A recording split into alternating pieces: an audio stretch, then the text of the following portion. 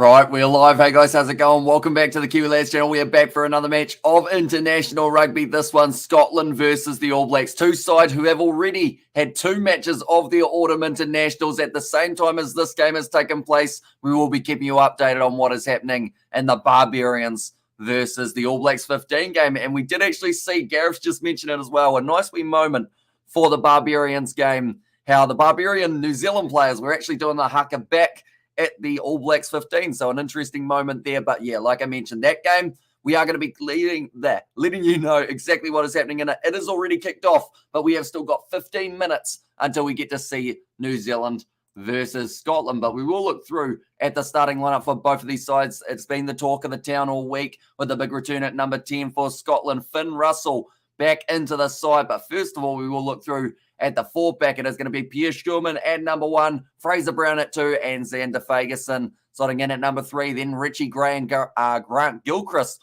will be the locks for this game. Jamie Ritchie, Hamish Watson, and Matt Fagerson, the loose forward trio. Ali Price slotting in at number 9 with Finn Russell, like I mentioned, at number 10. Sione Tuipulotu, Chris Harris, Duan Fundermerva out on one wing, Darcy Graham out on the other, and Stuart Hogg slotting in at number 15. So a very strong Scottish side, and New Zealand can certainly not underestimate what the Scottish team can do, or else they may find themselves getting a upset and a half. But looking through at New Zealand's starting on how many total minutes, or how many minutes is left, says total 11. So we have got about 13 minutes until the kickoff of this game, and up the jocks says Hershey there. Looking through, Ethan de Groot at number 1, Simisoni Takiaho and Nepo Lulala, the two changes in the front row for the All Blacks compared to what they had last week in their game up against the Welsh, where it was Cody Taylor, and also at number 3, I believe, if I'm not wrong, it was Tyrell Lomax. Looking through at the locks, Sam Whitelock, Scott Barrett, a huge amount of experience between those two. We actually see Luke Whitelock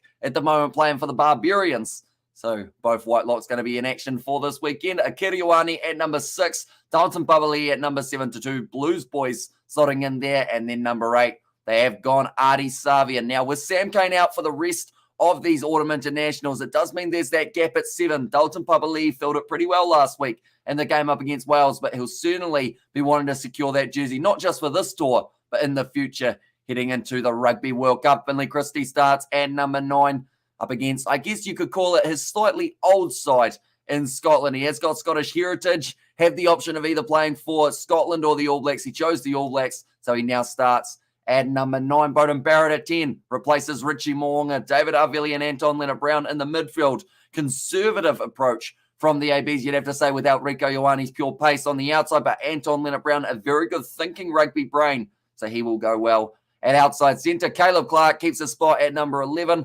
Mark Talia out on the other wing, which is a massive one for the ABs. He will be making his debut here, and as we can see there, Scotland have never beaten the All Blacks. They've had 2 draws. Last time that they played, there was only 5 points difference. That was in 2017, 22 points to 17.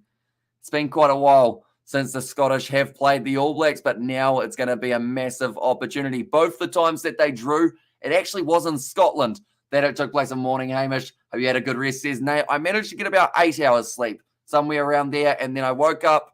I woke up without my phone being on because I accidentally, before getting to sleep, I didn't plug it in. So my phone was dead. I didn't know what time it was. I was really worried I had slept through the All Blacks game, but luckily it was only like 9 p.m.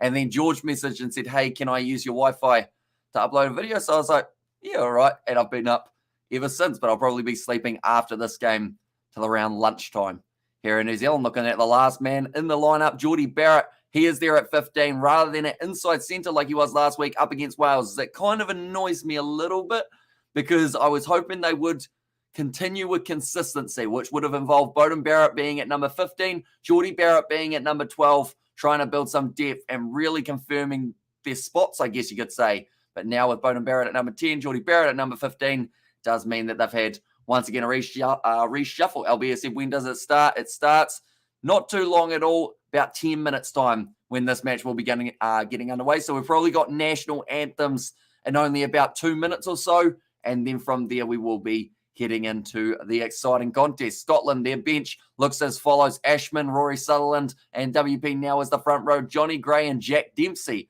man who, of course, recently has had Australian caps, now has transitioned to Scotland. White, Kinghorn and Bennett will be the back replacements. Cody Taylor, George Bower, and Fletcher Null, all Crusaders players. We've actually got quite a few Crusaders and Blues players throughout the lineups. Looking there, it is Sam Whitelock at the front, then Bowden Barrett and TJ Perenara. He will be returning, and as you can see there, he is there at number 21. Tupavai and Shannon Frizzell, the other forward replacements, and then in the backs, Stephen Perafeta and Rico Ioane off the back or off the bench is something I'm looking forward to. Should mention in the All Blacks 15 versus Barbarians game, the All Blacks 15 have just scored. It was off a backline. Damian McKenzie with the wide cutout pass found Bryce Heem, and he runs it in for the first try of their contest. They are 5 minutes in. All Blacks 15, 5-0 with a kick to come. And also we have got their try AB's 15, and also New Zealand a better bar says it was their, or New Zealand a better or beating bar, I believe that is for O'Connor. And also we have got their Kilchines versus the Haka Beautiful, says Fluffy. And who do you think will win? I believe history, if history is anything to go by, New Zealand should win this game. But I just have a bit of a feeling about the Scottish. You know, I feel like in the next 5 years, this is a big call, but I feel like it's a safe enough one. In the next 5 years, Scotland are beating the All Blacks at least once. That's a statement that's going to backfire if in 5 years they haven't done so. But I feel Scotland are slowly, like all other international sides, closing the gap a little bit.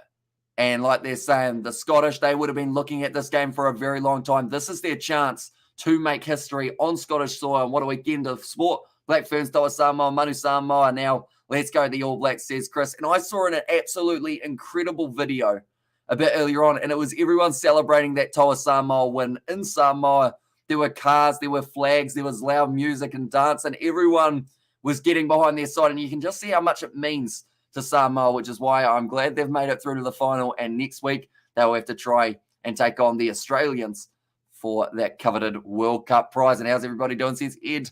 I'm doing pretty well. I'm surprised that I'm not more tired than I am.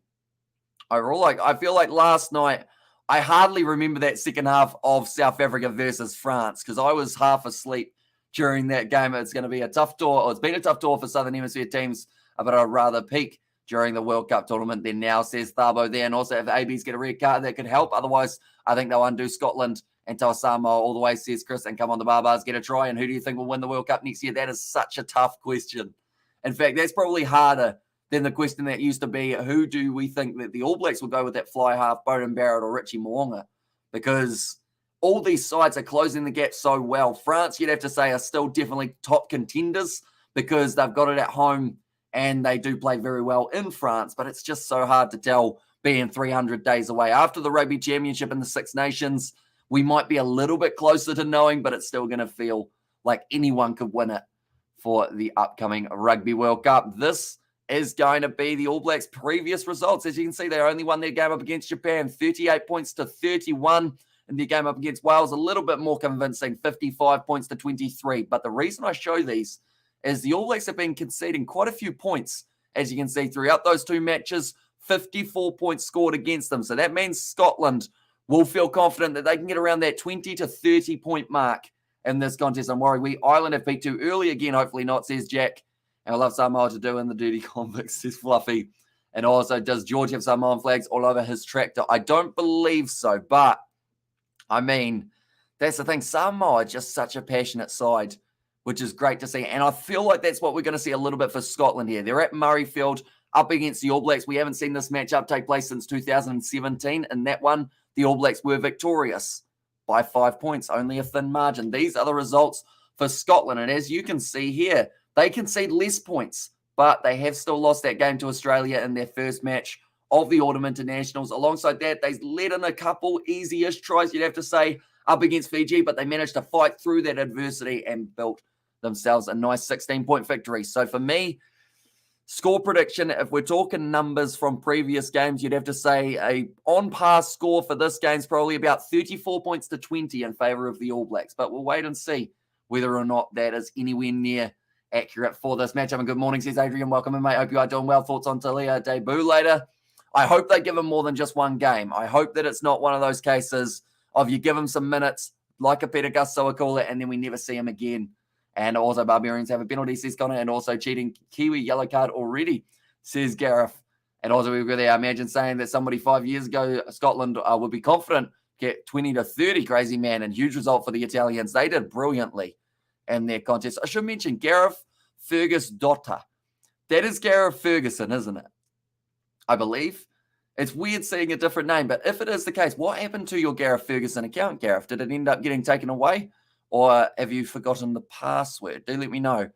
Ian Foster singing along with the New Zealand national anthem. I was looking for my Ian Foster sign the other day, and I don't think I have it anymore. I think it's hiding, just like he will be if they do end up losing too many games in a row here for the All Blacks. And also, different Gareth did it to annoy him. I see. Well, we haven't actually really seen him since. In that case, and also we have got there also Talia has emptied an entire bottle of baby oil on his head. Fozzie ordered him to do it as to blind the opposition, says Marco Vonopola. I was about to say his head is quite shiny, but he's effective. He's very quick, Mark Dalia, down the wing.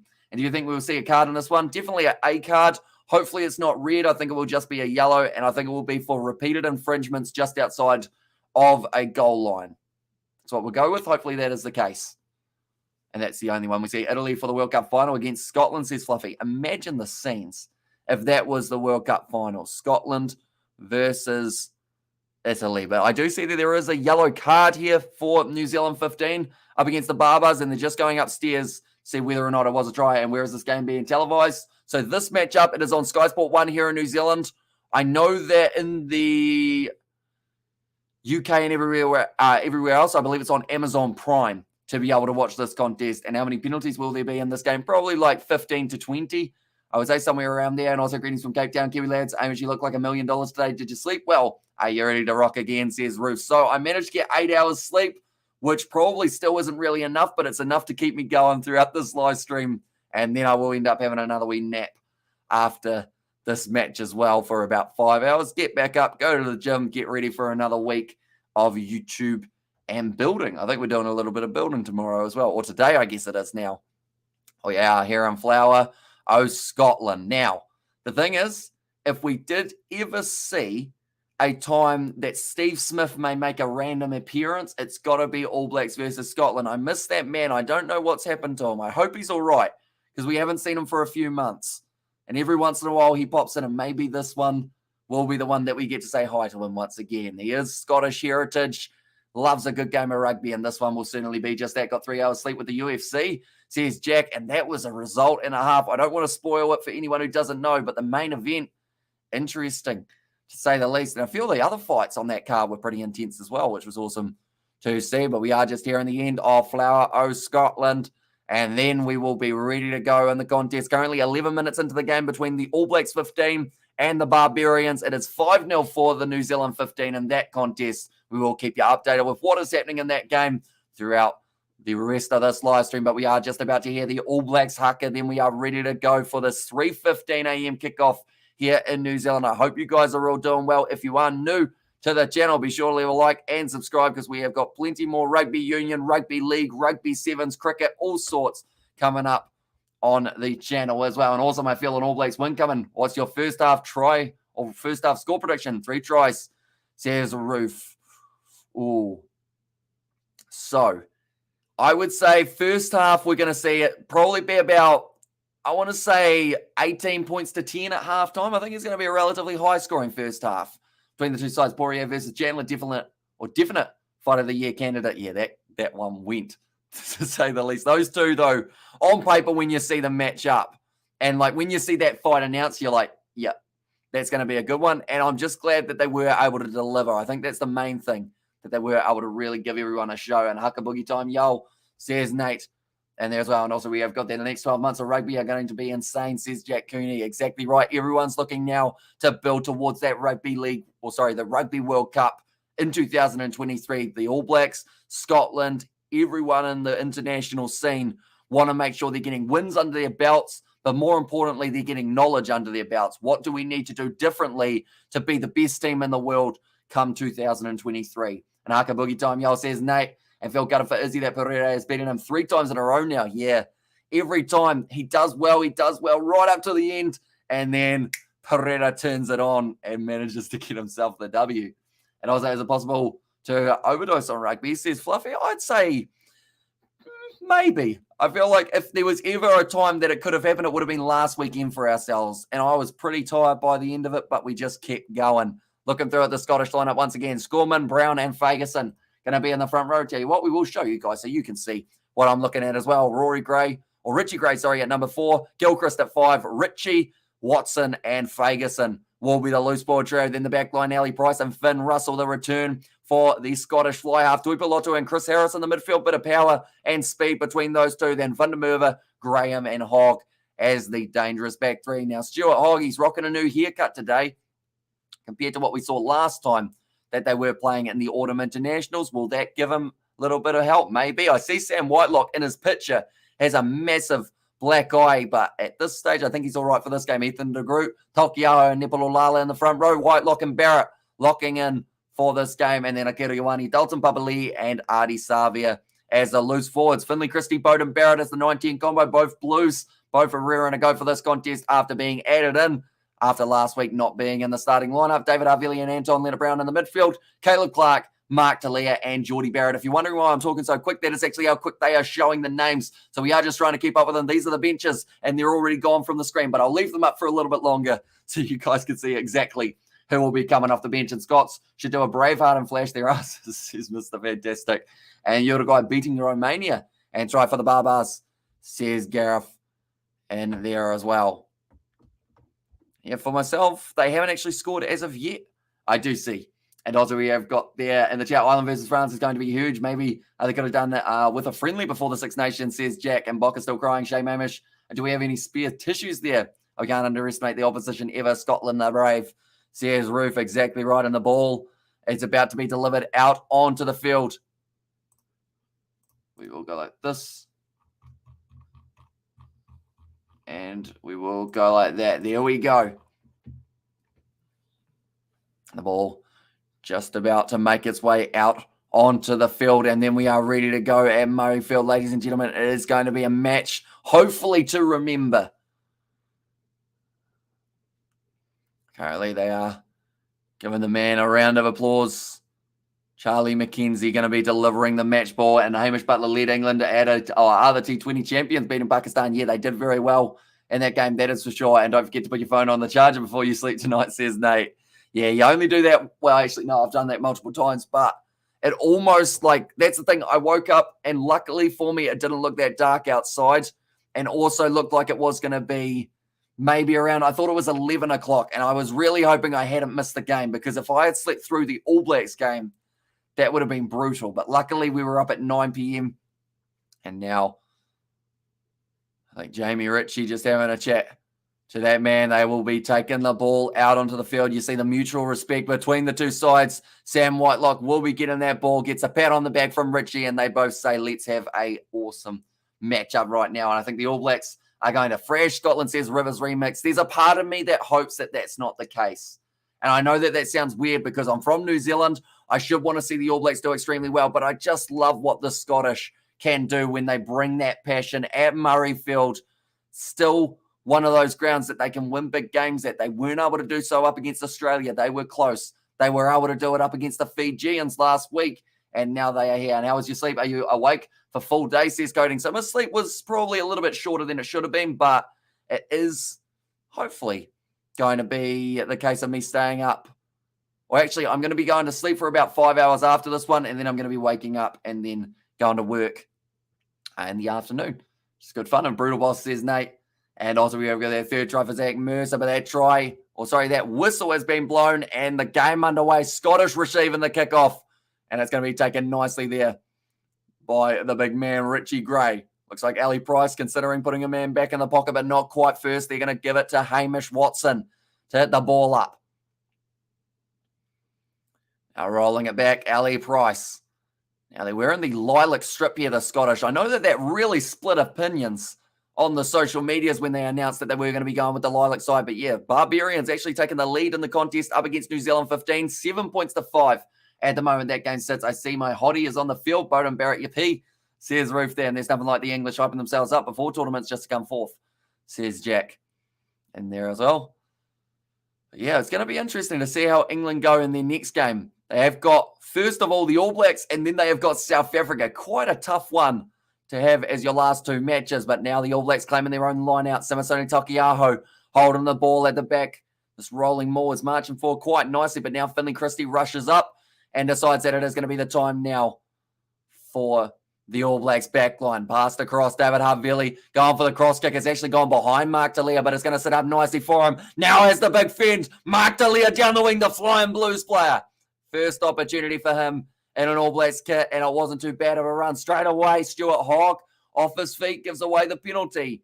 And now I believe this will definitely be a kickable 3 if they wanted this. My Sky for ABs is behind you, says Novmum. And there as well. If you are watching actually on the same device with 2 games going, if you're watching the Barbarians as well, I have learned that it does end up freezing every once in a while. So that is something to possibly watch out for. That is why I've actually got the Barbarians game on my phone rather than having both of them on my PC. Bear Bowden's children, if you ask nicely, says Fluffy. There'll be some quick children too, wouldn't they? They'd have plenty of pace. That's going to be thrown in. Awkward fall there. But they've done well. I believe it was Artie Savia who was able to clean it up. The All Blacks have got the advantage. Only 5 meters out from the line. Samisoni Taukei'aho reaches out. He's just too strong. And he has got the first try of the contest now. Samisoni Taukei'aho goes in and gets it. Or is it? Hang on. Scott Barrett might be claiming this one. And they haven't even kicked off on my one, says Novmum. And now Bowden Barrett, his brother, Scott, might have just scored that try. I thought it was in the hands of Taukei'aho. In fact, I'm wondering how it went from Taukei'aho to Scott Barrett. They may have to check this one. So, Taukei'aho, he picks the ball up, goes round the side, driving hard at the line, still driving. Yeah, there's no way that's a Scott Barrett try. It's Samisoni Taukei'aho every day of the week. And also there's a Hamish for Scotland. There is indeed Hamish Watson. He's got a great first name on him. And what about Munster beating the Savage, the Triple Crown now done of the Southern Hemisphere team, says Kevin. Yeah, we've seen some massive performances from the Northern Hemisphere. In fact, the only Southern Hemisphere team to win this weekend has been Samoa. Other than that, every other game, Argentina beaten, Australia beaten, South Africa beaten, Fiji beaten, Tonga won. Just realized they're another side that actually got themselves the victory, but there's a lot of Southern Hemisphere sides that have lost, is the point I was making there, even though I kind of cancelled myself out, didn't I? The All Blacks now with Geordie Barrett. We're lining up this one for the ABs. And that kick has gone over from Geordie Barrett. That will make the score now 7-0. And what colour best describes Scotland's jumpers? I would say lilac is the best way of describing their kit, or you could go violet to an extent, but yeah, I would say lilac is the best way of describing their kit. It's quite a vibrant purple. And also, what do you think of the Scott jersey? I don't like, says Chris. I know a lot of people weren't a fan of it. People seem to have their different reasons for not liking it. Do let me know, Chris, what is your reason for not liking it? I know a lot of people just weren't a fan of the colour, but I mean, at the end of the day, as long as it's slightly different to the opposition, that's all that matters. Now, nice run here from Hamish Watson. Moves up to 10 metres almost out from the line. Good shot on him by Ethan de Groot. But Scotland looking to fire straight back in this contest. Now going off Scorman. Finn Russell sells the dummy. Gives it off to Sione Tuipulotu. Tackled by his opposite number, David Havili. But Scotland seem to be bringing the intensity in the early stages at Murrayfield. Nice spin. Not had it. So he is able to go again. For the referee there from Ireland. Now Finn Russell, short ball. Nice work from Grant Gilchrist, but Papa Lee straight over the ball. Gets the penalty for the All Blacks. It should be purple. Says Chris and Big Love. Says Sebastian, welcome in, mate. Hope you are doing very well. And hope you are excited for the upcoming matchup. I do see that Romania plays Samoa next weekend. And if there wasn't a Rugby League World Cup final at that stage, I was actually going to be doing Romania Samoa over Argentina or Scotland. Fun fact. And Aussie Kiwi lads, rock forever, wonderful. There's the first of 3 half tries for the All Blacks flying, and will be a good match today. But Eddie Jones has talked England into a corner again. New Zealand will beat them next weekend, says Kevin. And also, it's really great to see Dottie Weir before the game. Looks like it's going to be a long day for Scotland, says Finton O'Mora. It should be purple, says Chris. And there's Finley Christie will be absolutely buzzing to be playing the Scots. Yeah, the country he was born in, Scotland, up against them in this contest. 21 minutes through the game between New Zealand 15 and the Barbarians, sitting 7 points to 5 in favour of the Barbars. But they've been able to turn this ball over, Scotland, at line-out time. So 40 metres out from the line. Good run forward from Xander Fagerson. Waiting for that ball to become available. He's getting held in there, so they won't end up giving the penalty. I wouldn't think Sam Whitelock trying to rough him up a little bit. Nice tackle made. Artie Savia was told to, or they said tackle away, but Artie Savia was still able to contest for that one. So I guess the All Blacks, they have now got the turnover. Now David Havili goes across to Bowden Barrett, looking to pass it out wide. Samasoni Takiaho instead, though, decides he will cut back on the inside. Tackle well by Scotland's defence. They haven't really missed too many. Now a little grubber behind was Anton Leonard-Brown behind. We're going to have to wait and see, but it's going to be a beautiful pass off to Caleb Clark, looking for the corner now. But he has been taken down on a great tackle by Scotland, who look like they're over the ball. No, it's going to be advantage for the All Blacks. Bowden Barrett plays half, gives it back to Ethan de Groot. Now Geordie Barrett, the cross kicker team. Mark Talia chasing on debut, and he gets the try. And it is going to be in his first test match. He gets the try. You got to feel great for that man. He's been waiting in the wings for an extremely long time. I said that pun in the last live stream or the last video. I didn't even mean to, and it just came out again. But Mark Talia, first try in the All Blacks kit, and slightly poor today against Uruguay. But the Samoa test will be a proper tester. I look forward to it. Says Sebastian, okay, can't watch on two different devices. Says Nobmum, and also Australian scorers are going to be more than 1 point. Says Chris. Yeah, they've had a lot of games only split by the 1 point lately, haven't they? That was a nice little grubber from behind, though, with Anton Leonard-Brown picking the ball up beautifully. Gave it on the outside to Caleb Clark, and then he was able to cut back on the inside. Geordie Barrett saw Mark Talia out wide, and I have to say, these in-goal areas are about as big as the whole field, it looks like, when that ball's going through. Very different to what we saw in a few of the games of the Rugby League World Cup, where you're only dealing with 10 meters. I think you've almost got the 22 worth of in-goal area, which is something that these two sides may actually look to use to their advantage. I think Dalton Pavali had an ice pack on his eye. Hopefully he's going to be all right. Good on you, Talia. Says Paulie B, and also Mark Talia, part South African. Says Nathan there, and also try, says Giancarlo. And on your Mark Talia, Shoni Iki, says Marco Vunipola. Geordie Barrett now. That one's gone over again. And that is going to make the score now 14-0 in favour of the All Blacks. This is not the start to the match that Scotland would have been after. And can you believe it? Nate? He's a Sava. Oh, gee, that's pretty cool, says Mark Vunipola. Or Marco, I should say. And who has winning? Says Johnny, at the moment, it is sitting 14-0 in favour of the All Blacks. In the Barbarians versus New Zealand 15 game, it is 7 points to 5 in favour of the Barbarians. But the All Blacks very close to the line now in that Barbars game. Nicely taken by Sam Whitelock off the kickoff, and the All Blacks will have this position once again. Back across from Christie to Samasoni Takiaho, and I have to say he is certainly the starting hooker for next week, unless there is any type of injury that may end up affecting that. Now, ball being rolled back. Finley Christie going to be putting up the box kick now once again. Has gone high into the sky of Murrayfield. Nicely taken by Stuart Hawke. Been able to clean it up. He was close to the touchline, but now it's taken nicely by Finley Christie. New Zealand ripping the ball away, and it will now be their scrum. This is disastrous for Scotland. Yes, certainly not the start to the contest that they were after here. Yeah, New Zealand 15 have just actually scored themselves a try in their contest. I want to say it was Josh Dixon who got in and over the line, but yeah, it was. Josh Dixon scores the try for the All Blacks 15, and go All Blacks, try kia ora. And Scotsman also super physical and strong up front, says Ruth. Okay, the referee asking for a bit of space between the two sides. They are just talking about Finley Christie's backstory at the age of 7. Did go to New Zealand. Was born in Scotland, though, so he is up against his homeland.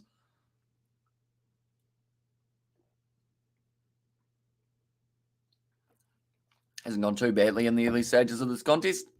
Struggled a bit against Japan, though.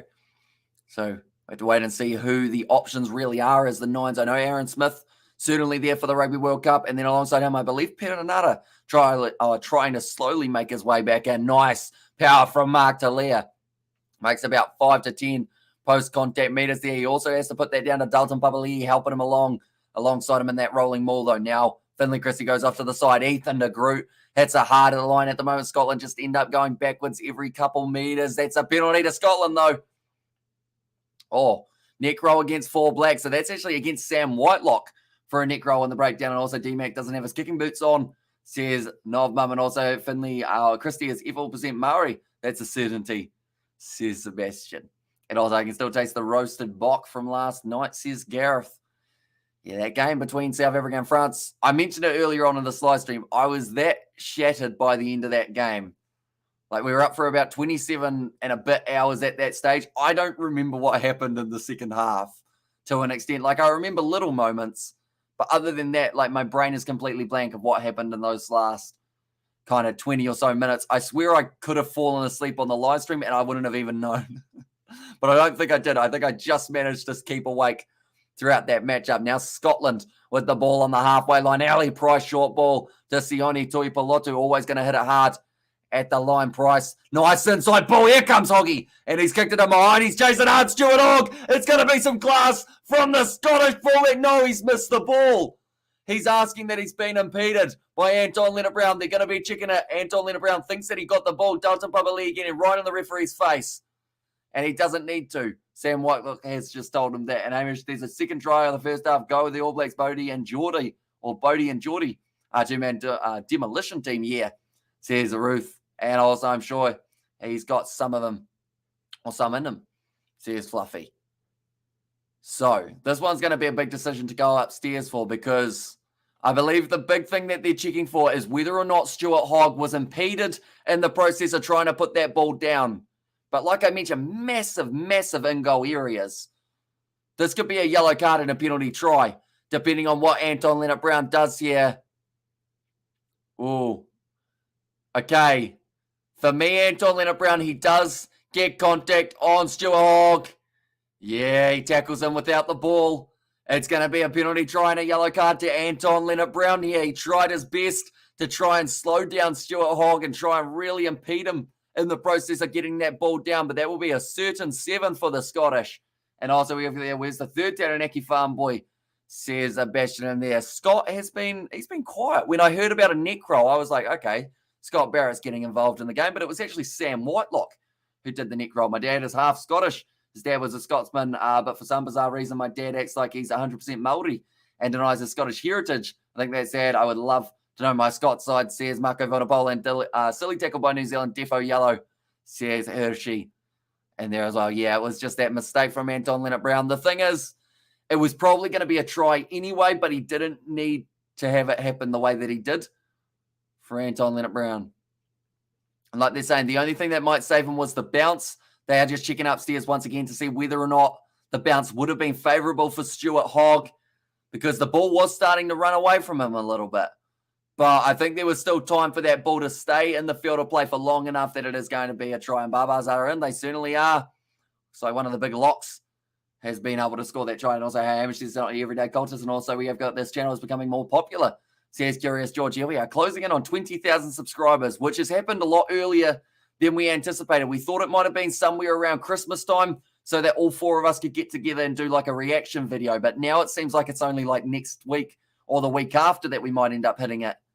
Anton Lienert-Brown, he has been yellow carded. It's a penalty try for Scotland, and they get back into the contest. 14 points to 7 now, ladies and gentlemen. And Stuart Hogg, even though it was a penalty try, you'd have to say that try almost could be considered as going down for him. But he got the nice inside ball, went for the chip in behind. It was a foot race between him and Geordie Barrett, and he actually won it easily. And also one of the easiest Scottish tries in history, says Nate. And there's a nice easy conversion. And the process as well, he was fired up, Stuart Hogg, when he saw that was how they managed to score that first try. Oh, the game 100% the right call. Exactly right. Yeah, Anton Lienert-Brown, he wasn't allowed to impede the way that he did. Because he did it, that is why it's a penalty try and a yellow card. So some people may ask, why is it a yellow card as well as a penalty try? And the reason being because it was a clear-cut decision to try and stop the possible try. So it's similar to when someone illegally drags down a maul only 1 meter out from the line, that kind of decision. And all around your dum-dum. And the thing is, before the game, I just gave him a whole heap of credit for having a very good rugby brain. I feel like that was just one of those moments that he made that little mistake. And also we have got there, by the way, do you remember me? I'm back watching your live videos. I do indeed, Curious George. I think it's been a little while since we've seen you, but you did used to watch, I want to say back, probably in the Rugby Championship would have been around the last time we saw you, possibly. And also that yellow card is fair enough. And Hamish, what did you think of the last night's French try last night, or the last French try last night? I really thought it was crawling and thought it was very clear. But your decision is your decision, says Not Your Everyday Cultist. When did they score it, Not Your Everyday Cultist? Do let me know, because like I mentioned a bit earlier on, I was 27 hours awake at that stage, And I can't remember half of the second half, to be honest. I think I went into autopilot. Nice one from Duan van der Merwe. So I'll probably have to go back and rewatch that game just to see what actually happened throughout it. But now Finlay Christie goes back to Geordie Barrett. The All Blacks be hanging on to this ball now for a little bit longer. Counter-attacking opportunity. David Arveli gives it almost off to Beauden Barrett, but it's taken by Darcy Graham. And now Caleb Clark misses a tackle around the outside. Darcy Graham, the flying Scotsman, has got a try. And that was all David Arveli's fault, unfortunately, a little bit there to an extent, because Beauden Barrett called for the ball extremely early. David Arveli decided he wanted to try and get the draw and pass going, and he chose the absolute worst time to be able to pass that one. I can understand the penalty try, but adding a yellow card, I thought it was quite harsh as opposition still get the 7 points.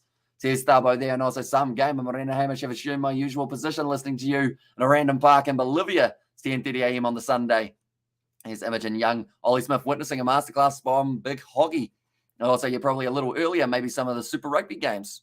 So, yeah, somewhere around that kind of March, April, May stage, I guess it would have been. So, yeah, it's been quite some time. And Super Rugby is going to be coming back relatively soon. And also, we have got there, hey, man, can you let us see the game, please? Unfortunately, due to licensing, any match footage or audio gets you taken straight off YouTube, sadly. So, that is why we're unable to show it. But I can recommend Amazon Prime free trial. You'll be able to watch all of the November internationals throughout this month. So, that is probably your best bet, no matter where you are in the world. I believe that option should possibly work. And Arveli Lincoln points at Caleb Clark missing the tackle. Yep, that sounds about right. Says Marco Votopolo. And also Baba's game is way better quality, says Gareth. And there, so it is currently sitting 14 points to 10 in favour of the Barbars. This game now, though, 14 points all. Darcy Graham scoring a great try. And yeah, currently only 15 minutes in. It's going to be a high-scoring one, I should say. And that's the Scottish lads, Darcy. And go Scotland, says Hershey. And go the mighty All Blacks. And you too, says Cindy. All right. He's taken the headgear off Darcy Graham. He's gone, I don't need it anymore. Now nicely taken inside of the 22 by Duan van der Merwe.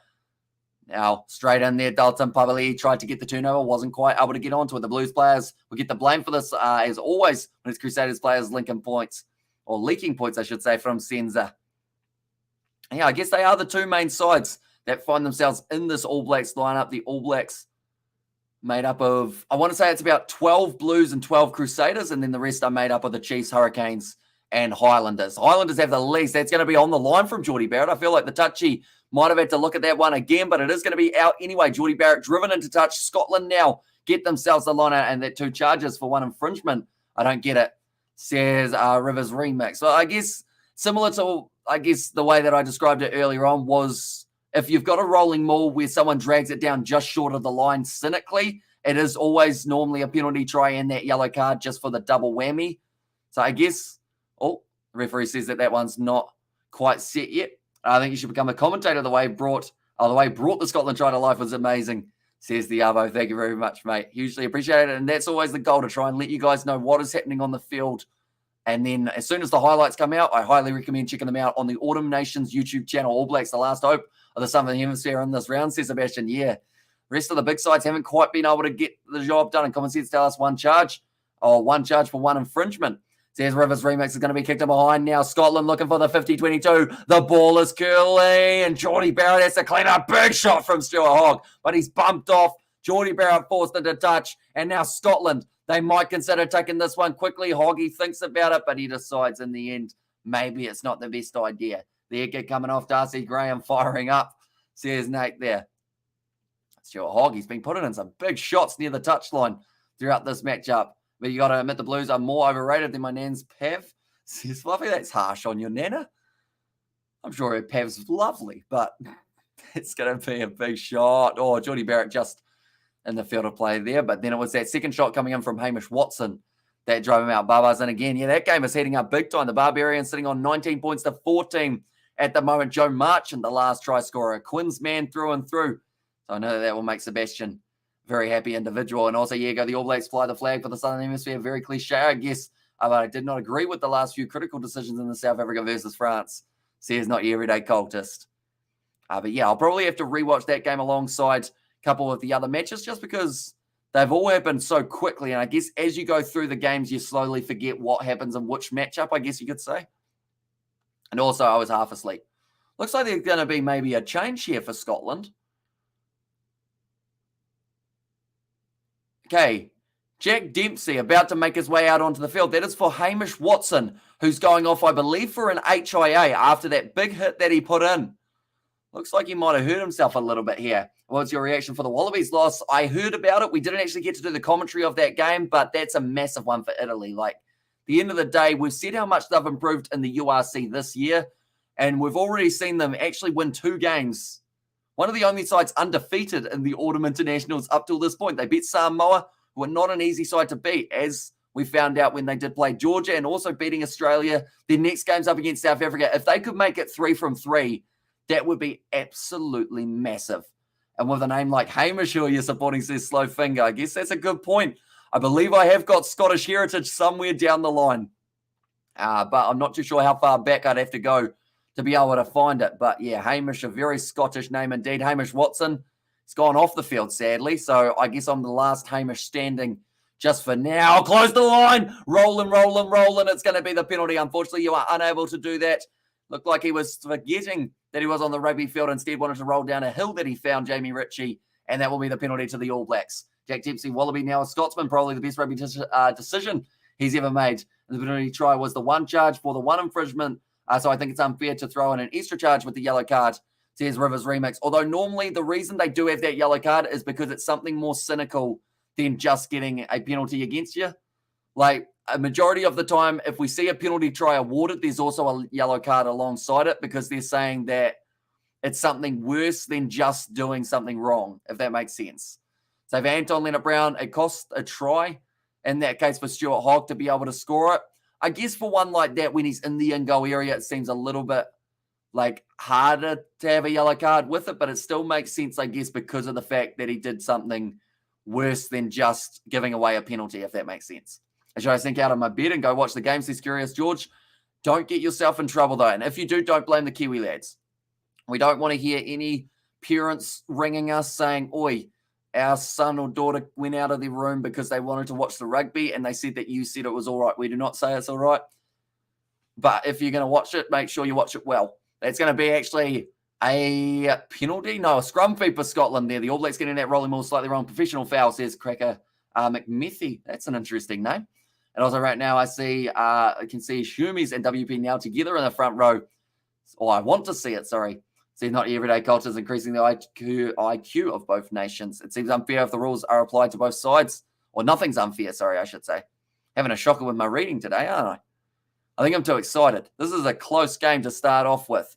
The moment the Barbarians versus New Zealand 15 is actually sitting a close game as well. 21 points for the Barbars and 17 for New Zealand. We see Alex Nankerville actually limping off now, which is a bit unfortunate for the Kiwis. And also who scored the second try for the All Blacks. It was Mark Talia on debut, getting himself that try down the right-hand side.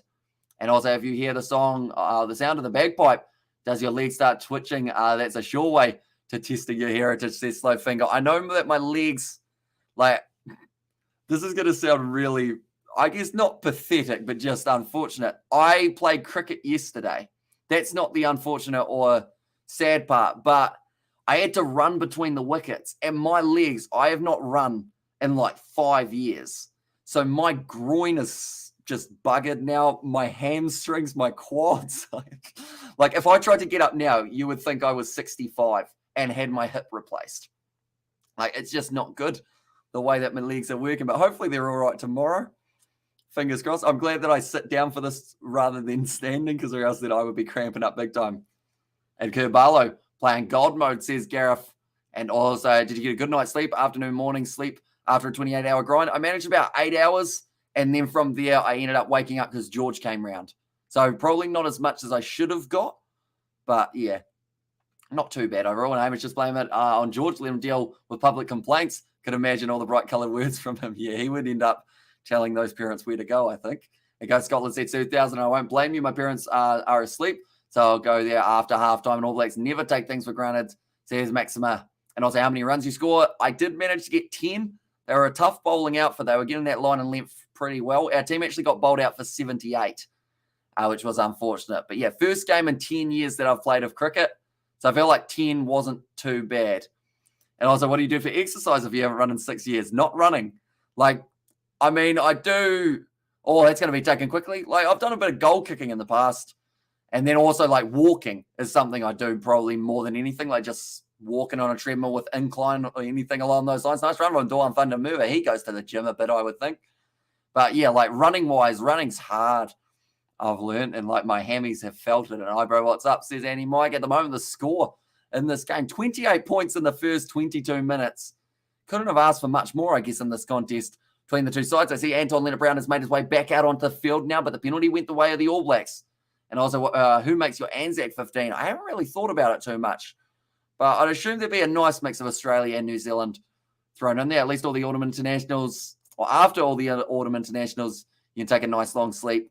Says, not your everyday cost, and listening to the bagpipes is the only exercise anyone needs. A fair play, Hamish. You are dedicated 100%.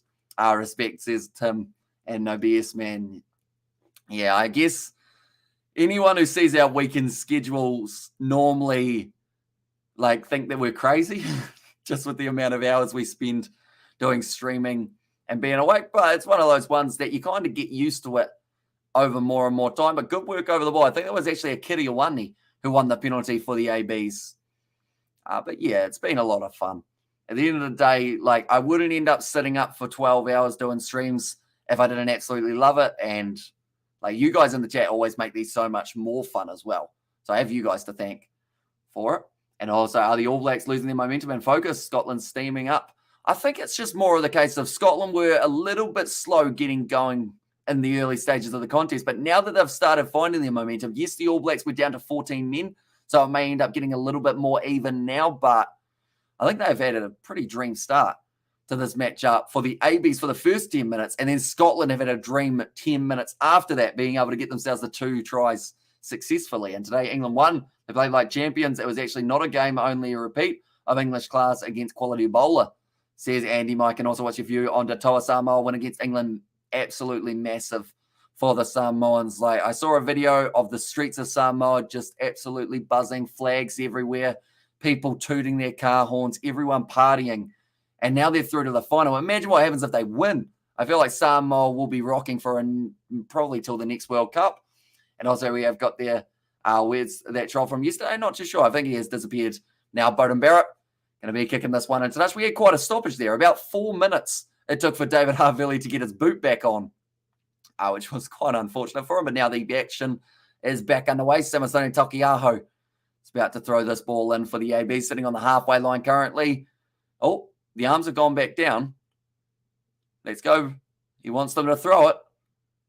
And it's going to be taken nicely by Sam Whitelock. Now Finley Christie goes across to Beauden Barrett, short ball to Havili. Now that's actually the combination that cost the ABs their last try from Darcy Graham. Now 45 metres out, Christie goes off. Artie Savia now moves up to 40 metres out from the line. Finley Christie searching for this ball, but there is a Scottish player lying in the wrong place, but he was able to just move in time. Now Whitelock off to the right-hand side. That was a pop pass and a half from Beauden Barrett, giving it to Samasoni Takiaho. He was already almost tackled from Finn Russell. Now Whitelock hits it up at the line, tackled by Xander Fagerson. It seems like at the moment the All Blacks are a bit stagnant, not able to break through the Scottish defence that has definitely woken up since the first 10 minutes. Now kicked high from Beauden Barrett. Waiting for this one to come down. Caleb Clark unable to take it instead. Stuart Hogg has done nicely to grab that one. 24 minutes through this contest, and Ali Price fires it off to Pierre Schurman. Being taken down by Akira Ioane. Almost on the ball there was Scott Barrett. Scotland back into their own 22 now, and a lot of pressure being put on Fraser Brown. They haven't had a stoppage since David Havili's boot fell off. Now Finn Russell looking to kick it downfield. Now this was taken back by Scotland, I believe. Was it not? I believe that was taken back, but they haven't said so. But that one also we have got there.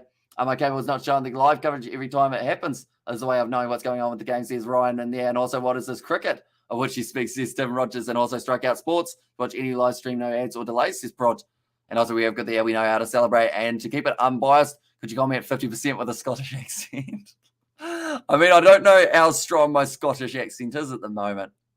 I feel like it's one of those ones that you slowly build into it. Like if we had Scottish commentators, would be a lot easier to pick it up. And not a fan of Foster's selection in this one. It was interesting the fact that they went back with Beauden Barrett at 10, Geordie at 15, after so much, I guess, anticipation of them playing in their different positions. That is going to be the penalty for Scotland now. Great work over the ball from Jamie Ritchie, the skipper.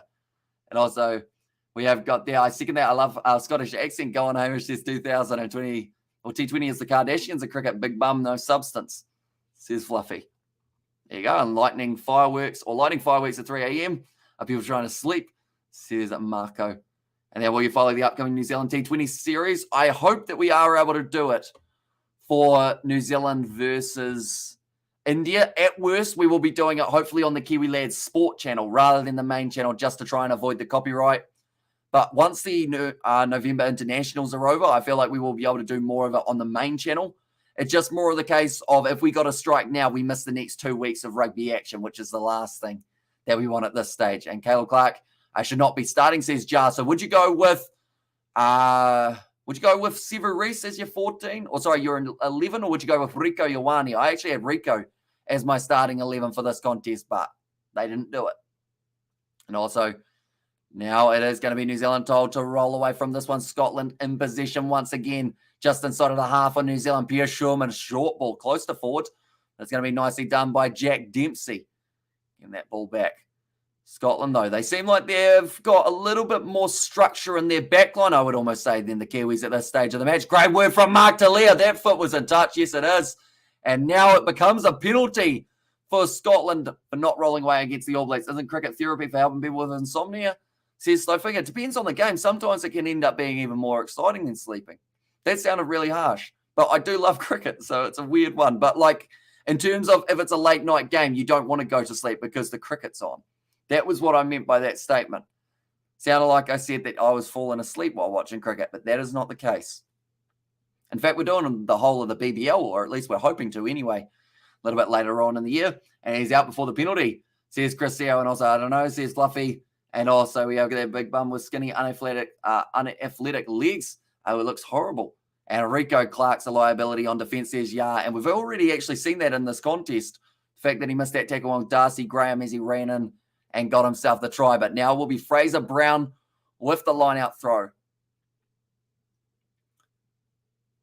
To throw this one in. It's gone into the middle. Nicely taken by Richie Gray. Scott Barrett has to get out of that rolling maul. But now Scotland, they're back in position. 22 metres out from the line. Brown has it at the back. And they're still marching forward. Another advantage in favour of the Scotsman. Now, Ali Price manages to wrestle it away. He's been absolutely smashed by Ethan de Groot, but numbers on the outside. Stuart Hogg, another missed tackle. Almost, what a finish that could be from Darcy Graham. Stuart Hogg, he was tackled by Caleb Clark on the second attempt. He went for the offload, and Darcy Graham thinks he might have just miraculously been able to score, but the flag has gone up from the touch judge. They're going to be checking this one anyway. And ABs need to bring out the big guns now if they want to win. Since 2000, I watched cricket once, fell asleep, woke up 8 hours later. The same game was still going, says Slowfinger. And also English, there's a mouse in the house, says Kiwi John. And also, no, I don't know, large thighs definitely required, says Fluffy. And also Scottish, there's a moose on the loose about the hoose, says Kiwi. Oh, the foot's on the line. Can we still see?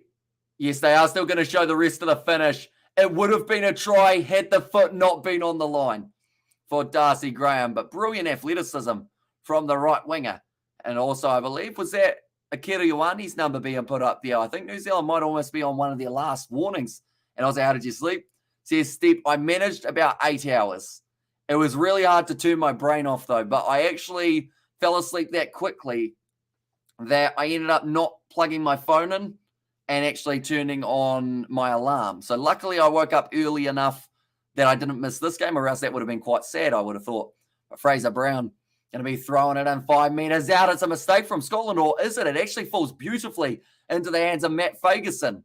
So in a way, even though it wasn't what they were actually after, it has almost become more effective. But great rolling maul defence here from the All Blacks, not allowing it to march forward. Now they're trying to take it down. Scotland really looking to get this other back. Now Matt Fagerson does it up at the line. 5 metres out from the All Blacks line here, and they have got a huge in-goal area to work with if they do want to go for some sort of kick in behind. And fair play says Step. And also we have how many minutes left in the half. Still another 10 minutes on the clock. Currently just ticked over to 30. Now 2 metres out for Scotland. And they go over. Now short ball, Ali Price. Geez, that's close. Less than a metre. 13 offside is the comment from the referee. So that is going to be against Anton Lienert-Brown has kicked long, too long. And Stuart Hogg unable to dive onto it. That will be the penalty to Scotland here once again. And damn unlucky Darcy.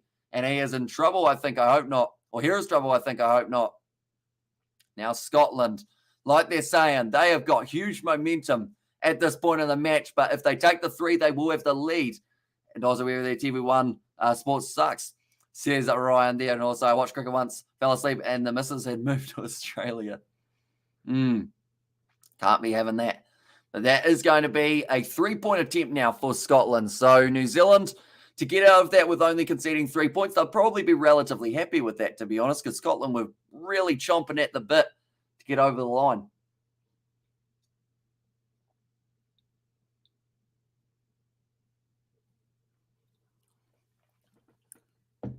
Like Carl Tanana on the commentary is saying, he is enjoying how they're using their wingers. We're seeing a lot more of Darcy Graham in this game and Duan van der Merwe than we are of Clark and Mark Talia.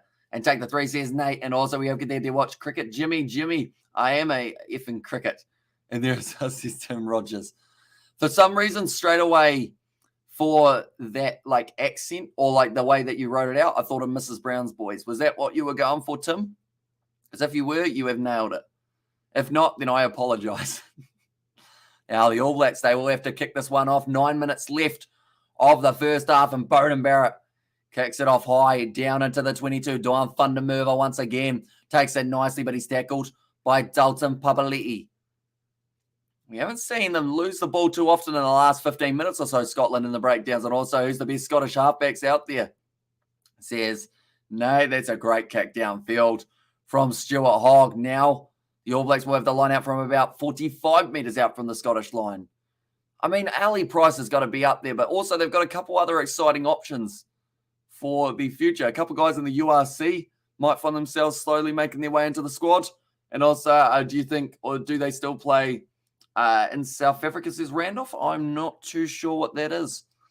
And also, we're going to come in New Zealand, says Valerie. Samisoni Takiaho throws long, nicely taken by Akira Ioane. Now sitting 45 metres out from the line, starting to march forward from the ABs, actually using a tactic that we saw from England up against the Black Ferns last night. This one's still moving. Scotland trying to drag it down. Now Christie goes to David Havili. Beauden Barrett takes it in one hand. Short pop pass after Mark Talia. Stays on his feet with a nice run, but Chris Harris able to make the tackle on him. Finley Christie goes back across to the right-hand side now to Whitelock, the skipper of the All Blacks. He'll be a bit disappointed with how this match has started, to be fair to him. Now, I believe my halftime score prediction was about 18 points to 10 or 17-10, something along those lines. The ball was knocked backwards. Mark Talia bumps off one. In fact, it's going to be an advantage. He's still going to Talia. He is impressive on debut for the ABs here. Now, Nepololala gets that ball on the inside. Once again, the All Blacks just hitting it up at the Scottish defence, who have done very well to shut down the All Blacks attack. Akira Ioane ball on the outside to Anton Lienert-Brown. A clean strip there, but the ball's been wrestled into touch. Great work from Duan van der Merwe, but they're going back for the initial scrum in favour of the All Blacks. And also, I don't have a dog in this fight. May the best man win, says Rudolph. And also, we have got the are you doing more rugby today? Indeed, though, Hamish, says Patrick. There actually isn't any more rugby on today that I know of. I believe tomorrow morning, though, talking Tuesday morning, we are actually going to be doing some of the Women's Rugby League World Cup for the semi-finals. So those are probably the next matches we have got coming up on the channel. And come on, Scotland, says my epic life. And then Mark Talia, who's charging forward well, but then initially, or after a while, we did actually see the ball stripped from Duan van der Merwe.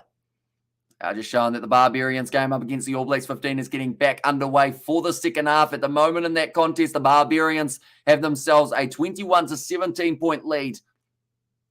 Stuart Hogg did brilliantly in the early stages of the contest, was able to kind of get that first try, although it goes down as the penalty try, and then Darcy Graham got the second for the All Blacks. We did see the first try of the match scored by Samisoni Takiaho, and then the second was scored by Mark Talia. And also we look at their score, the 14 points to 17. Says that Birdie V, it certainly is. Oh, yeah, no, they haven't actually updated it on my scoreboard, have they? Here we go. Has now gone up and also come on Scotland, says my epic life, and also we're over there, morning, Hamish. Mate, how are you?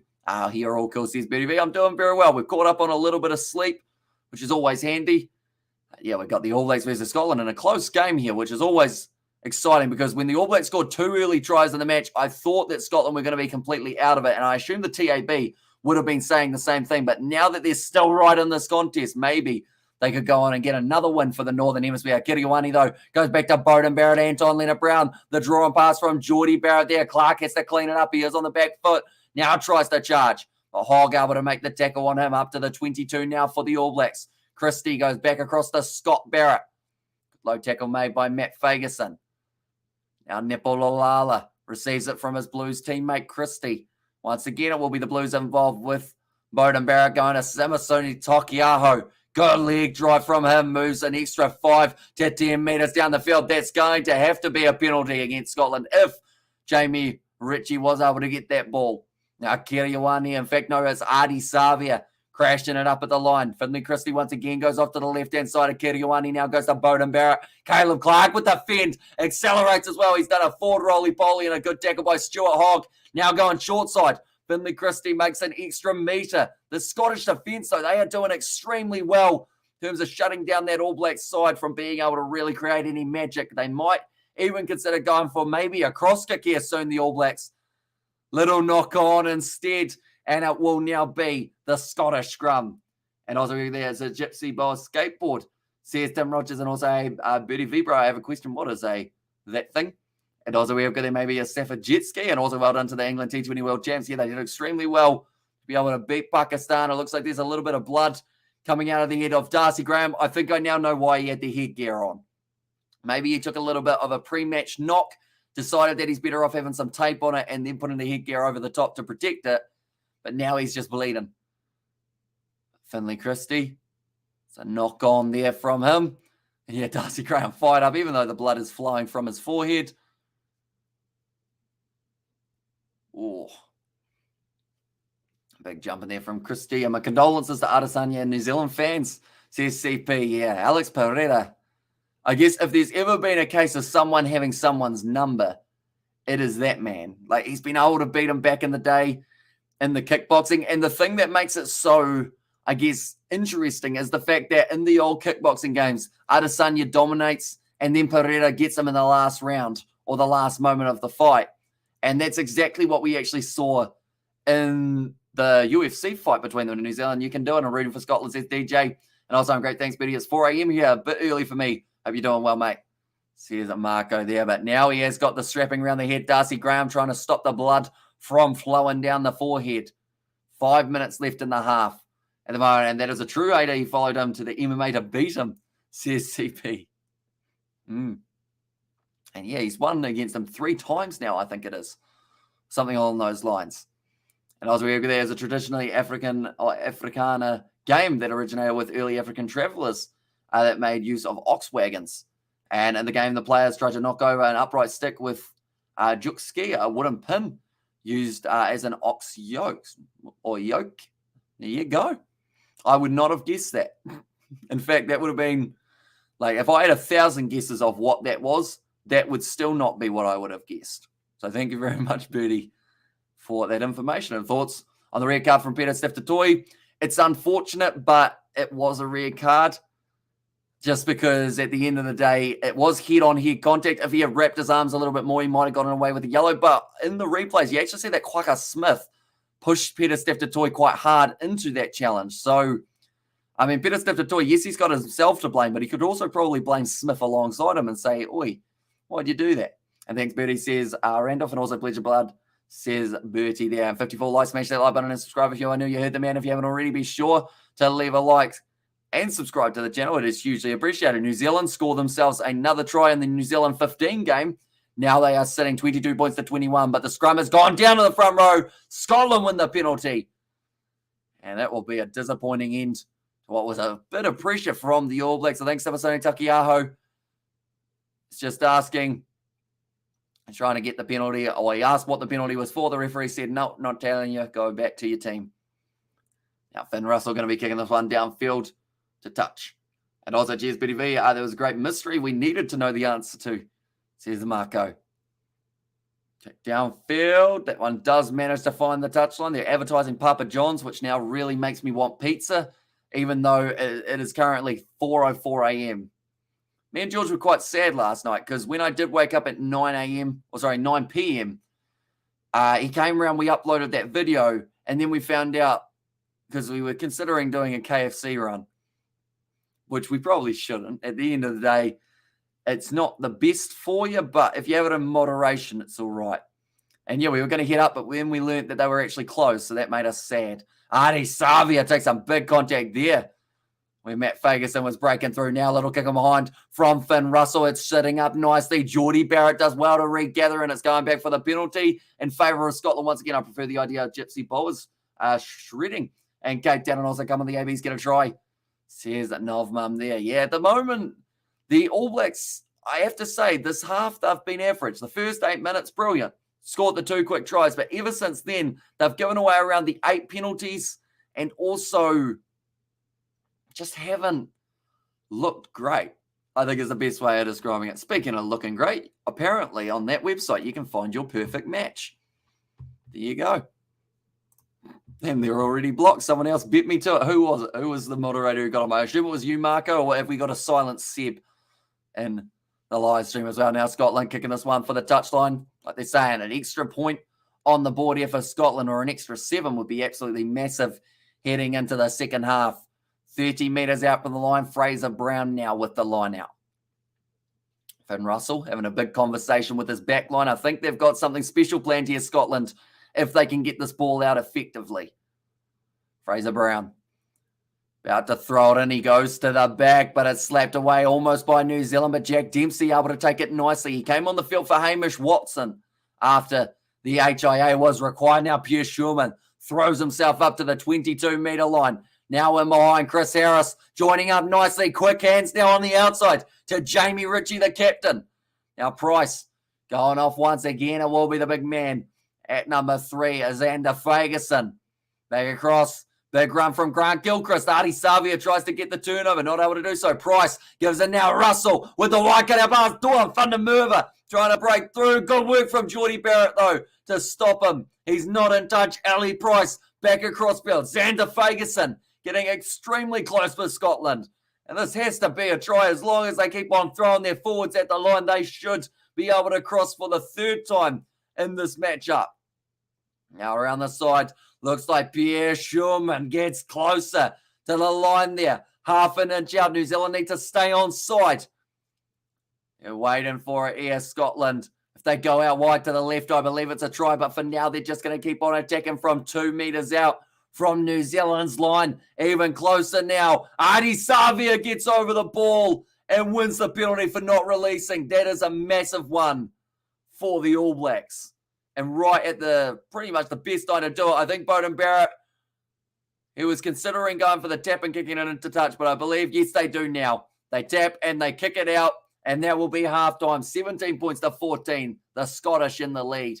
And also we have got their man spat to me teeth out, says Tim. And also we have got their come on Scotland. And also cool, says Fluffy. And also we're on the field now. They were only a couple metres out. And boys, defence.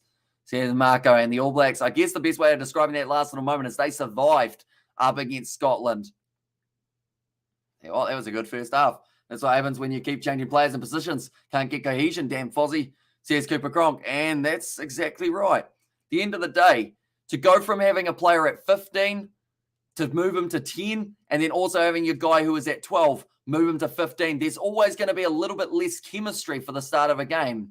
And I feel like they've found that out firsthand here for the All Blacks.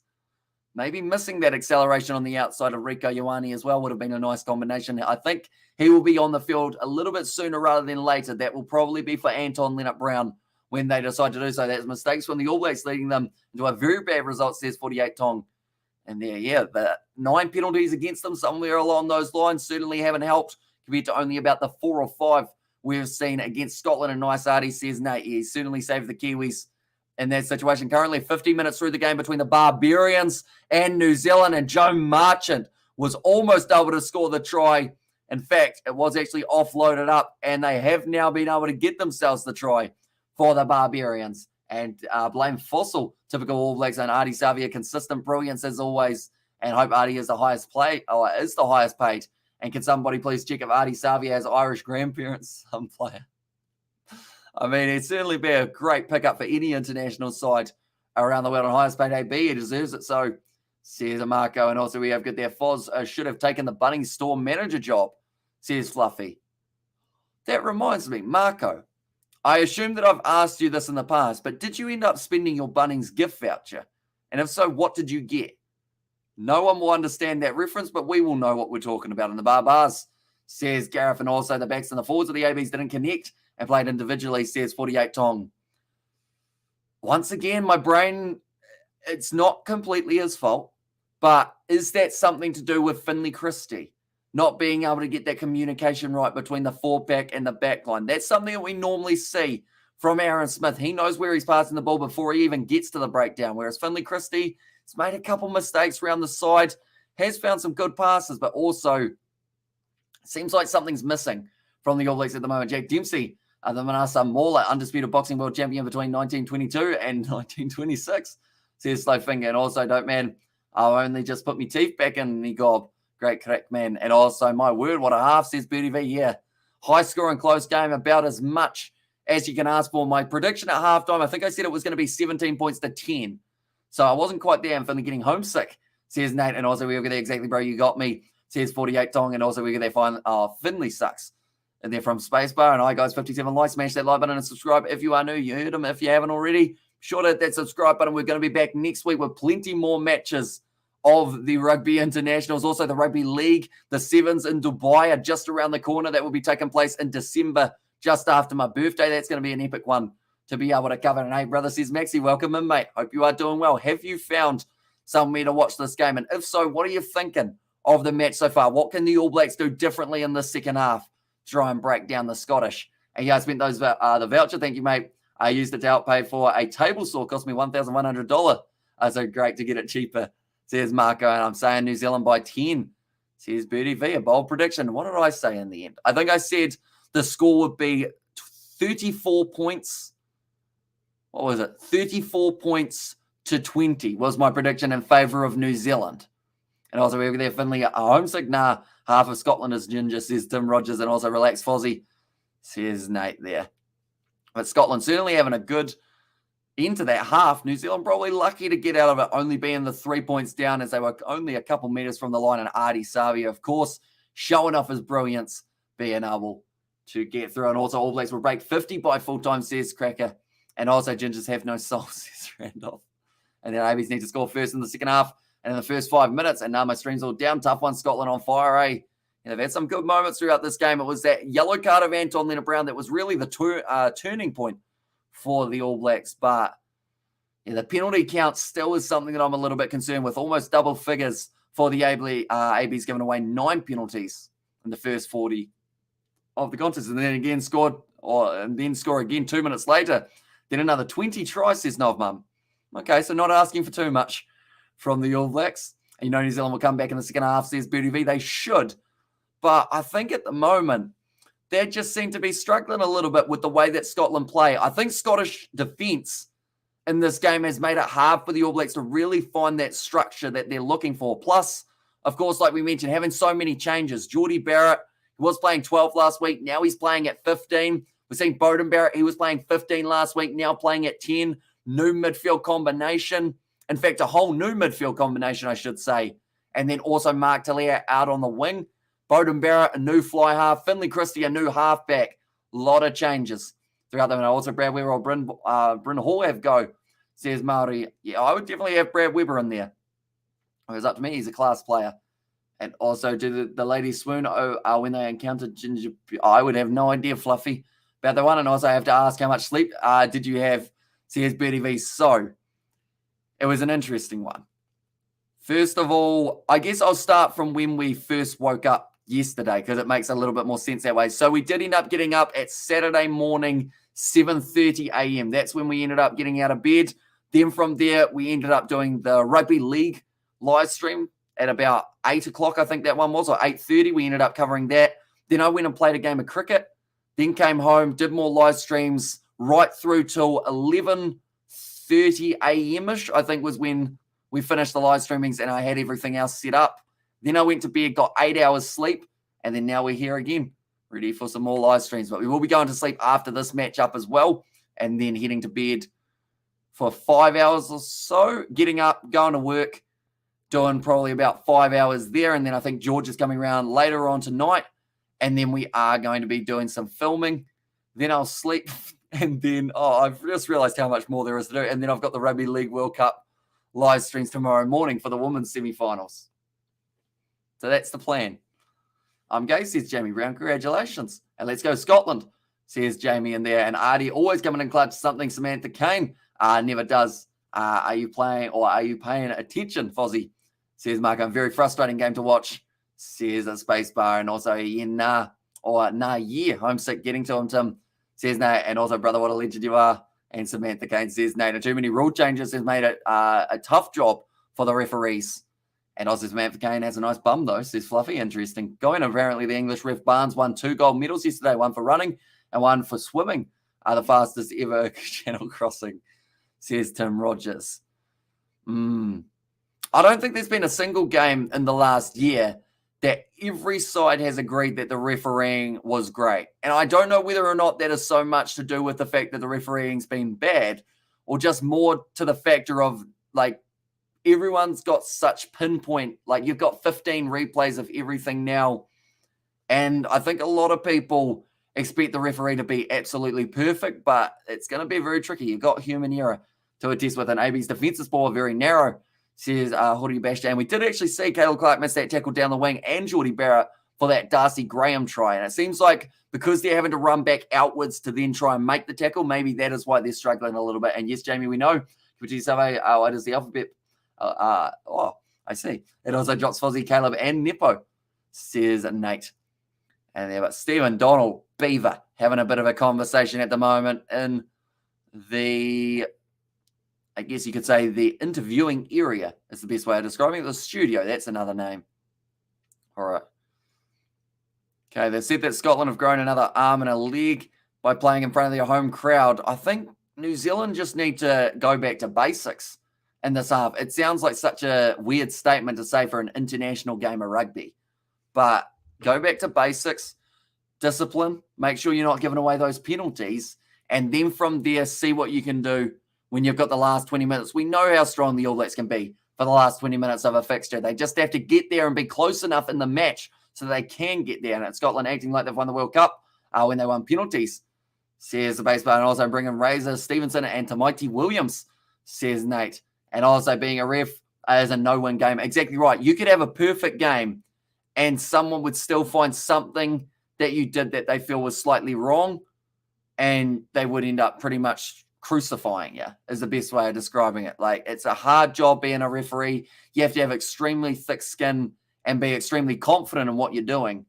And also the try, the Barbars, says Gareth. Yes, they got themselves another one. The Barbars going well in that game against the New Zealand 15. The sooner Geordie gets to 12, the better, says Serena. I agree. And Wayne Smith, your jobless now are probably back on the benefit. Come join the ABs again, Toko. And also, you're in for Hamish. What is it obvious already? Says 2000. I mean, I've said it from the start of this match. If Scotland win, like, fair play to them. They've turned up for this first half. And if they can do that in the second half as well, it would be extremely impressive. Northern Hemisphere, they've had a great round of the international games. That is for sure. Scoring a lot of points. Scotland at the moment are $3.10 underdogs to win this game, even though they are leading at the moment by 3 points. That just tells you how highly the chances maybe of an All Blacks comeback in the second half could be, according to the betting makers, or the odds makers, I should say. All right, currently we've got an ad for some farming equipment. George would be absolutely loving this. Norwood, keeping farmers moving. There you go. Don't even know what Norwood is. And also, it's still in the game. The video ref, he's always in the ear of the on-field ref, says Maxie. Yeah, there's no more free-flowing rugby in 2022. Like, back in the day, you can attest to this, Maxie. You've been out there on the field. The game, like, worst comes to worst, they'll go back for a penalty. But a majority of the time, you know, it just gets flowing. And then, you know, the referees will just let the game. I guess it's all about, I'm trying to find the word and I can't remember it now. But it's all about being in control of the game, but not being the main event of the game type thing. And he's on superannuation, 1065 this year, says Cracker. And also there's a rumour Wayne's going back-to-back with the Black Ferns and on the dole Eating 2-minute noodles sounds all right, says Fluffy, and I agree. Northern Hemisphere teams have really stepped up the game. Good to see. And 63 likes now, says Birdie V. So anyone who hasn't already, be sure to leave a like and subscribe to the channel. It is hugely appreciated you guys all being here. You reckon Tom Christie will get an AB nod after Barbar's game? I'd like to see him in there because he's a class player. Him or Billy Harmer, both men tackling machines. And like pretty much, I guess you could say in the last 2-3 years at least, they've both been doing well. I think Ethan Blackadder will have a very good chance of making his way back in, though, once he is back from his injury. And the days when a try was 3 points, just the basic rule, says Randolph. And also we have got there, has Stuart Hogg been over or doing overtime on the sunbed? He looking very tanned, Hoggy, but it must be effective because he scored a try a bit earlier on in the game almost. It was a penalty try, but he was the main culprit of it. He kicked it in behind. And if Anton Leonard-Brown hadn't tackled him early, he would have scored it. So it's kind of his one. I'm giving it to him anyway. Okay, now we've got an ad for a Ford Ranger. Now we've got an ad for McDonald's. They're just trying to make me hungry and make me want to drive somewhere, although I do not have a Ford Ranger. And maybe Stuart has been to Spain, says Randolph. I mean, we've got the perfect person to ask what the weather's like in Spain at the moment. Maxi, how's the weather looking? Has it been nice or has it been not that great? I'm trying to remember. Are Spain in summer or winter at the moment? I think they're in winter. So has it been chilly possibly? And Tom Christie leads Super Rugby in turnover steals. He's only 21. Yeah, he's got a bright future ahead of him, Tom Christie. Do you have any Scottish blood, Hamish? I think way down the line there's a little bit of Scottish in there somewhere.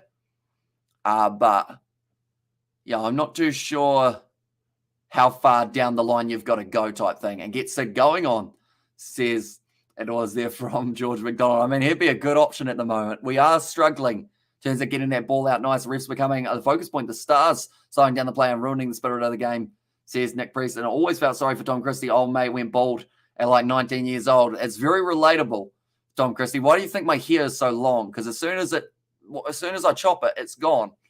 You guys have seen what my dad looks like. I think I'm going to have his hair. The rain in Spain falls mainly on the plane, says Cracker. And also, how do you feel about the refs being the cause of a team losing a game, or the cause of a team losing the game? For example, South Africa, that ref cost us the game, says Luke.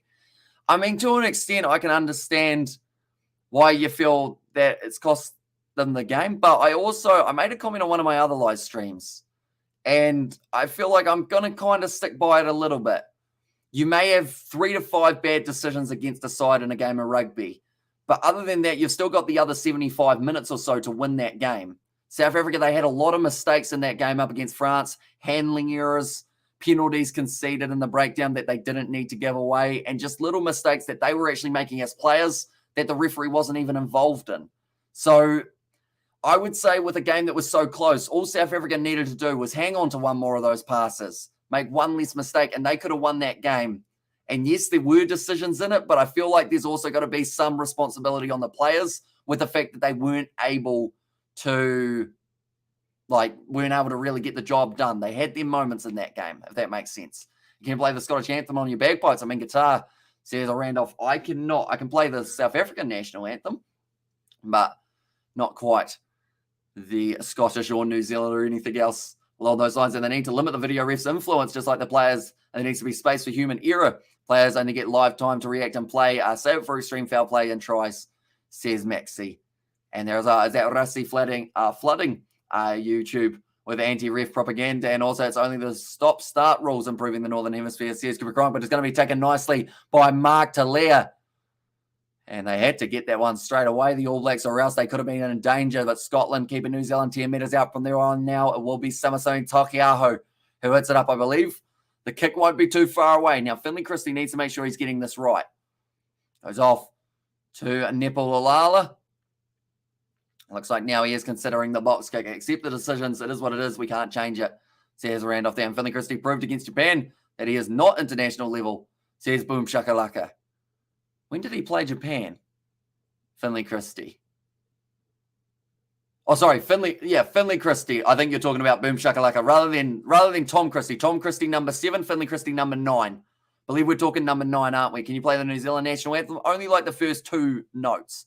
So no, sadly. But one day I would like to be able to. Now, Ali Price goes back across. Scotland in possession. 30 metres out from the line. Great tackle made by Artie Savia. Now going off to the left-hand side It's almost slapped down by David Arvelli, available for Duan van der Merwe, who starts to carve up the middle.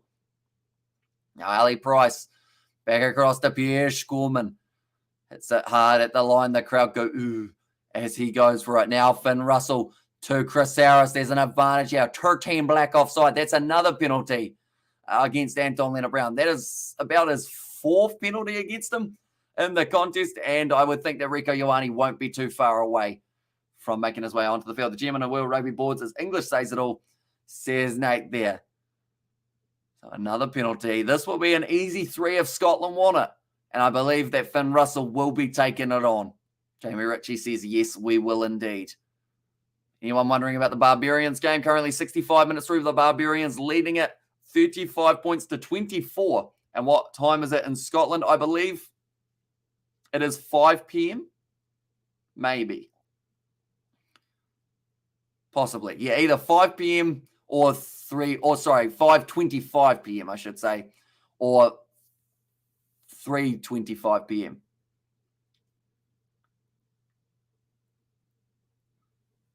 Now, Scotland going to be looking to add the 3 points at 15:25. So, yeah, 3:25 in Scotland at the moment in the afternoon. And Scots are lying all over the breakdown. Shake my head, says Boom Shakalaka. And also that dinosaur, Billy Beaumont, was in Auckland City handing out the medals to the ladies. Someone should have egged him or something for a laugh, says Marco. And D-Time says, Fluffy, that one's gone over. And the score will be 20 points to 14. And also we have got the Anton Lienert-Brown penalty after penalty. Uso, are you okay? It's weird to see him giving away so many fouls, Anton Lienert-Brown, because normally he's a very disciplined player, but it seems like today's just not really going his way. The Rugby World Cup is going to be a humdinger, says Rudolph. Yeah, that's the thing. A lot of sides all have a good chance. Artie Savia, he was actually, they have called it as a high shot. Artie Savia, he's disappointed there because he did pull out of it, but he's still slightly connected with the head, so they are going to be going back for it. And again, the penalty give out to the Scottish, says 48 Dong. And also we have the old fossil Bill Beaumont, and also 24-hour time is confusing, says Fluffy there.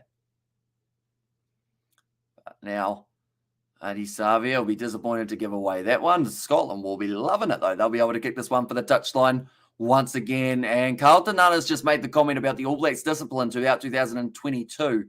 It has been poor, and they will need to work on it heading into 2023. And come on, Scotland, do it for Australia, says Master Mel. And also, who will New Zealand be playing after this? Their next game will be up against the English.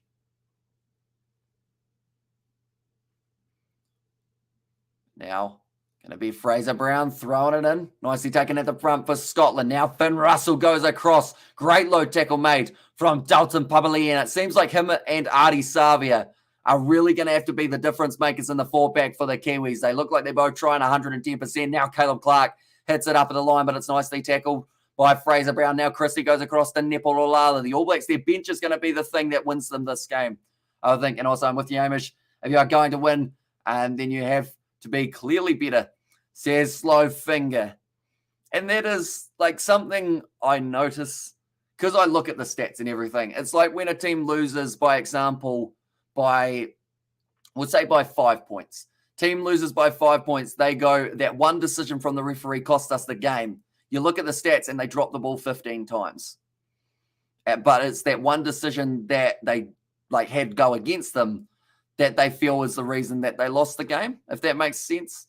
It's one of those ones that you got to look at the handling errors. You got to look at the errors that are made in your backs and the forwards, what differences you could have made and how much of a different game it could have been if you had been successful in those little decisions. And we beat Scotland 2 weeks ago. So if Scotland win, then hand over the Bledisloe, says Master Mal. And also we'll get away to New Zealand going to play Italy this tour. We do not. We've actually only got one more game, and that is going to be up against the English. Then from there, South Africa, they are going to be playing Italy next week. And then the week after, South Africa play England. Scotland next week have got themselves Argentina. And the Start Rugby is disgusting, says Boom Shakalaka.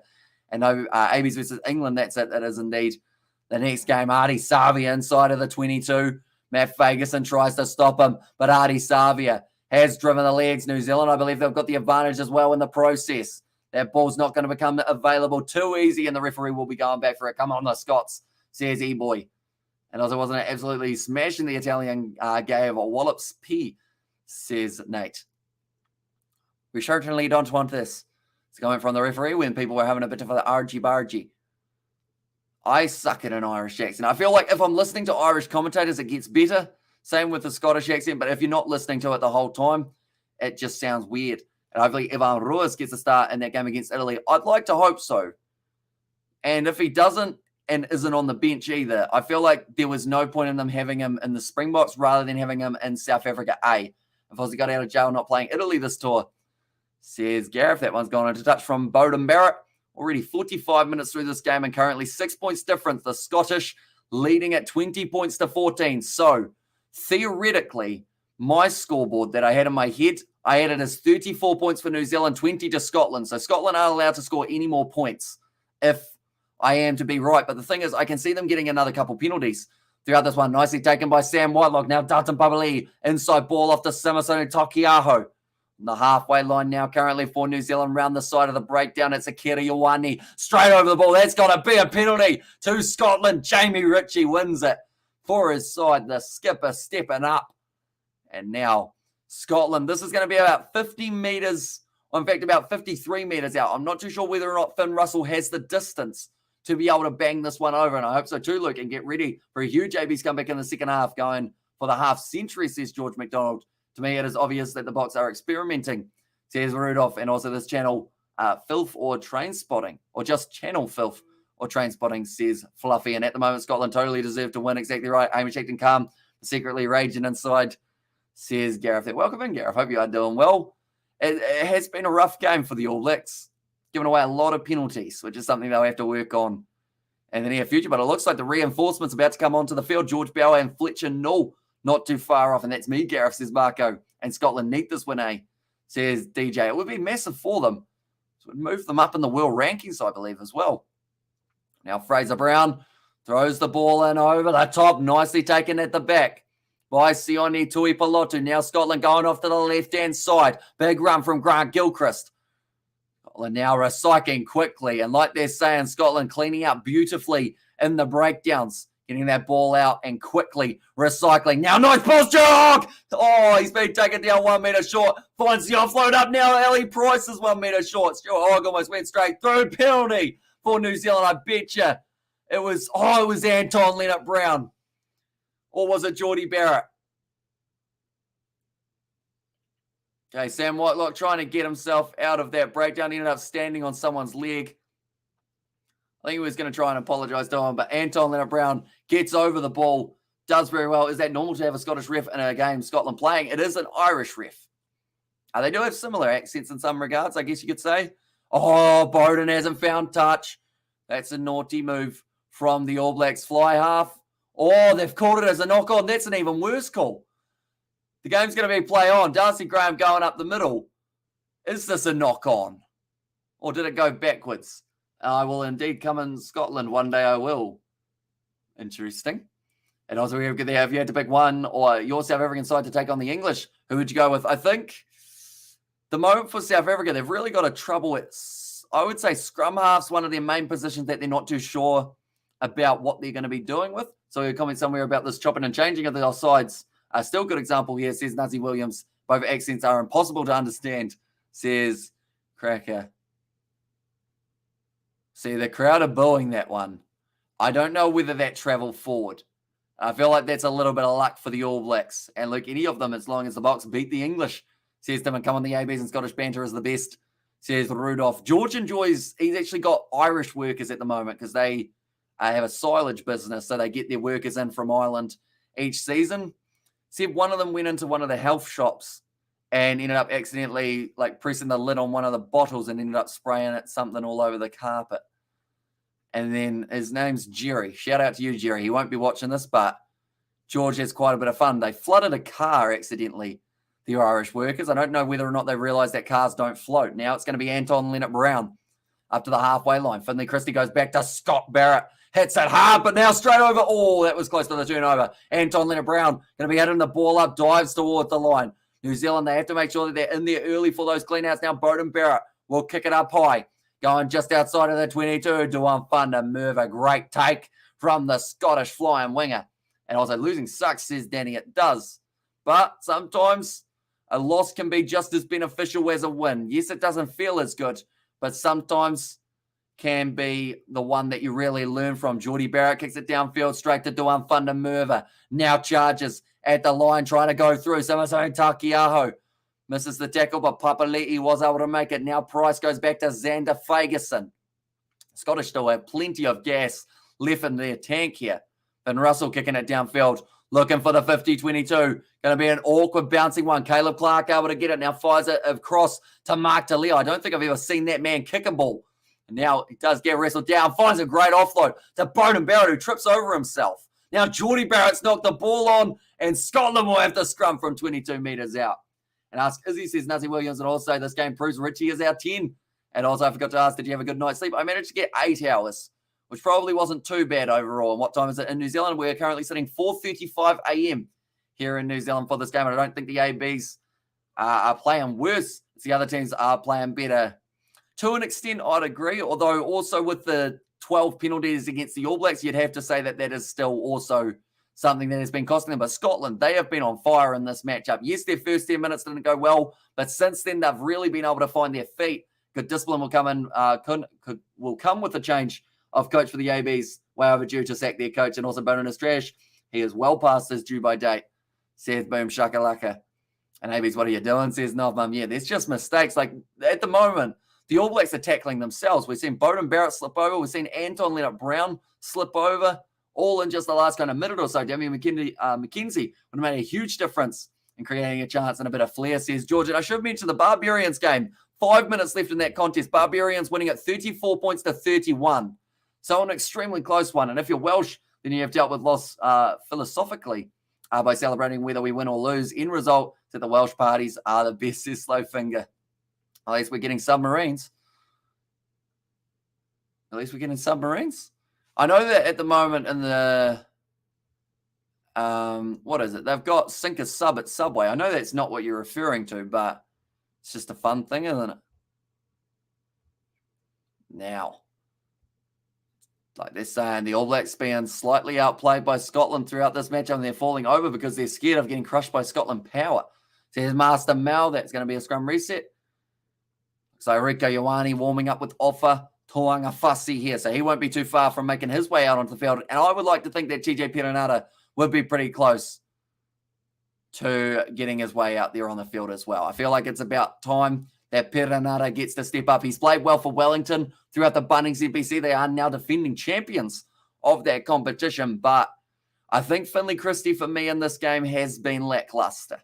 And I hate saying that about players because I'm not a critical kind of guy, but Finlay Christie, not ideal. And yes, they should put Rico in the midfield combo, the midfield. It's going to be a penalty to Scotland. Sorry, I forgot how to speak there for a second. And this midfield combo is not the one. Yeah, it hasn't quite worked out. You can't even control your lines.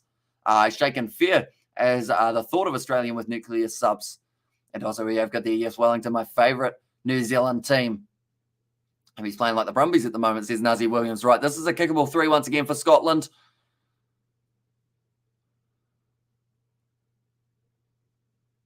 Okay, one of the commentators has said if you're sitting in New Zealand and you're not nervous, maybe those nerves are starting now.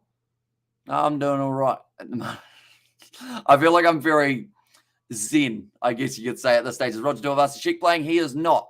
I believe he was playing for the All Blacks 15, though, wasn't he? If I'm not wrong, but David Havili going to be taken off the field. That is for Rico Ioane. Now, if this was me and I was in charge, what I would do is I would also get Stephen Perofeta out there. I would have a reshuffle. And I would end up having Geordie Barrett as my 12. Perofeta drops to 15. And then also you would have Rico Ioane slot in at 13. That's what I'd do. I'd take off both of the midfielders, but they won't do that. And have you seen our midfield combination? No, we need him at 13. Says Ali. That kick is over from Finn Russell. And that'll make the score 23 points to 14 in favour of the Scottish. And true as this AB squad, it's not as consistent as post squad or past squads. And it doesn't help with you have the wrong man at the helm. Or when you have the wrong man at the helm there. Says Stephen, and I agree. How much says Marco Vanapola? And there's 23 unanswered points. I think the Scots going to win by 3. Says Lizelle there. Certainly a chance, and finally showed against Japan that he's not on the international level, says Boom Shakalaka. Or sorry, Finlay, I just realised, rather than finally. Rico Ioane is on the field for David Arveli. Scotland have to kick that one from deep inside of their own 22. It doesn't find touch, and now Geordie Barrett will look to run it back for the All Blacks. Gives it off to Bowden. Tries the chip and chase. Saw a little bit of space, but it's picked up by Stuart Hogg. Finn Russell with the mistake, and Finlay Christie tries to kick it forward, but Finn has been able to clean up. Now over the ball there for the All Blacks. I think that's almost, not quite on their side, and Scotland just narrowly managed to hang on from a 14-point lead, from a 14-point lead to 23 unanswered points. Not good for the ABs, says Gavin, and also well need to score next. They certainly do. We can hear the Scotland chant from Murrayfield. Kick downfield. He's found touch. Mark Dallaire takes it quickly. The All Blacks looking like they're trying to up the tempo. Geordie Barrett runs straight into traffic with Matt Fagerson there. And also the forwards need to really be doing their jobs well, because we've seen how quickly Scotland can get into a breakdown and cause a turnover. Now Christie back into the pocket. Goes to Bowden Barrett. Once again, the cross kicker. Caleb Clark can't get his hands to it. And that's going to be a wasted opportunity for the All Blacks once again. What do you think? Is the score going to be? My original prediction was 34 points to 20 in favour of New Zealand. But that now cannot be the case. So maybe it could be the other way around. Although I think the All Blacks will be going for more than just the 3-pointers if they get the opportunity, and also how much time they've played. Still 25 minutes left on the clock. Nothing would surprise me with a Fozzie coach team getting rid of it, or get rid of him, says Brent. And we need to score ASAP. And also Finn Russell is such a calm kicker and does it so effortlessly, says T7. Yeah, even when he was taking that one from pretty much straight out in front of the post, couple steps back, boots it over and says, yep, that'll do me. The Barbarians, though, I should mention, they have been able to get themselves the victory over the All Blacks 15, which was a massive win for the Barbars over New Zealand. And also, I used to dislike George North, but he's clearly better than Caleb. George North or George Bridge? I assume George Bridge. He has actually been playing in the Barbarians game just before, and got to appreciate Scotland's efforts over the last years to reinvent their style of rugby. And also, we're missing Richie's kicky. Bowden is not on, shaking my head. Says boom shakalaka, and hello again, Hamish. Well, flying Scotsman, they're doing so well. All aspects of the game, New Zealand needs to up their game. What's your feeling about the turnaround by the Scots? I think it's been impressive, because they have been able to not just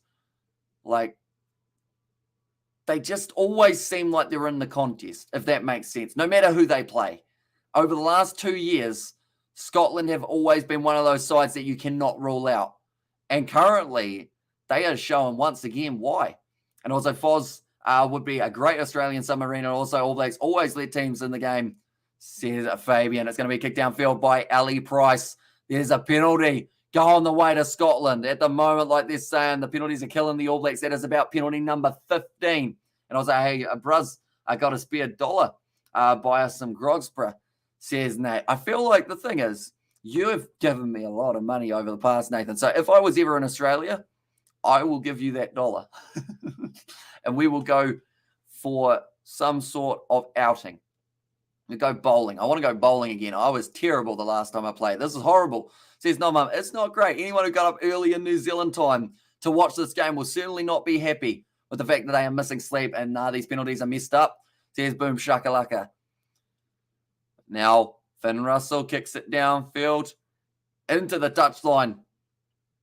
And also we have there, Lowell says, Nazi Williams. And also the Barbarians beat the New Zealand 15, proving yet again Razor shouldn't be the AB's coach. Well, that'll be an interesting one, or a future talking point. What? Italy made a big upset over the Aussies. Yeah, they did. It was massive. Right, Finlay Christie off the field. No offense, Finlay, but that was overdue. Cody Taylor out there now, and TJ Perenara as another player who has made his way onto the park. I feel like this is now where the All Blacks start to change momentum. And also, I'd love to go fishing in the Oceania. And also, now Oz got this latest submarine called Blow Up Subway Roll, says Nate. All right, throwing it in now, Fraser Brown. Great straight line out. And Scotland look for the rolling maul, Sutherland. He's now out on the field. And Lizelle, you're right. And seriously, I hope they drop Christie. He's garbage, says Boom Shakalaka. Ball still available. Ali Price now going to be passing across. I want to see the match live. It's live on Amazon Prime. All you need is an account, and you will be able to see every single game of the November internationals. That is your best bet. You can even get a free trial to be able to watch it completely without getting charged. And TJ says, I drip. And also we have got there the Barbarians just beat the New Zealand A team. Final score 35 points to 31. They certainly did.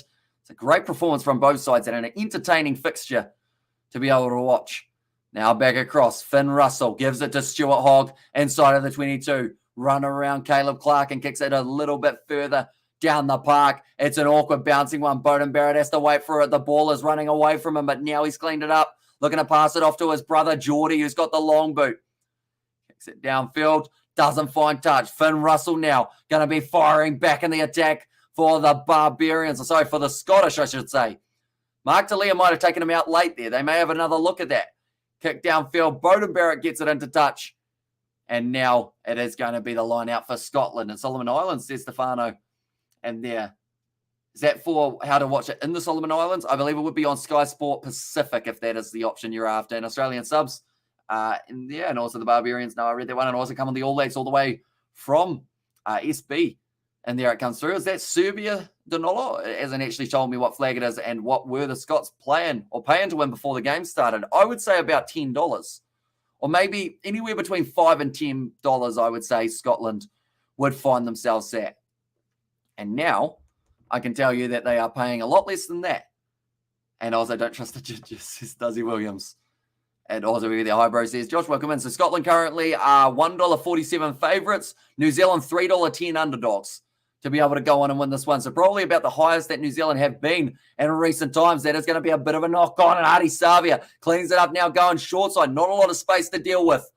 They've done well to keep it in the field to play with Cody Taylor. Now Beauden Barrett passes back across to Anton Leonard-Brown. Tack and run from Rieko Ioane. Trying to add a bit of that explosive pace that he brings.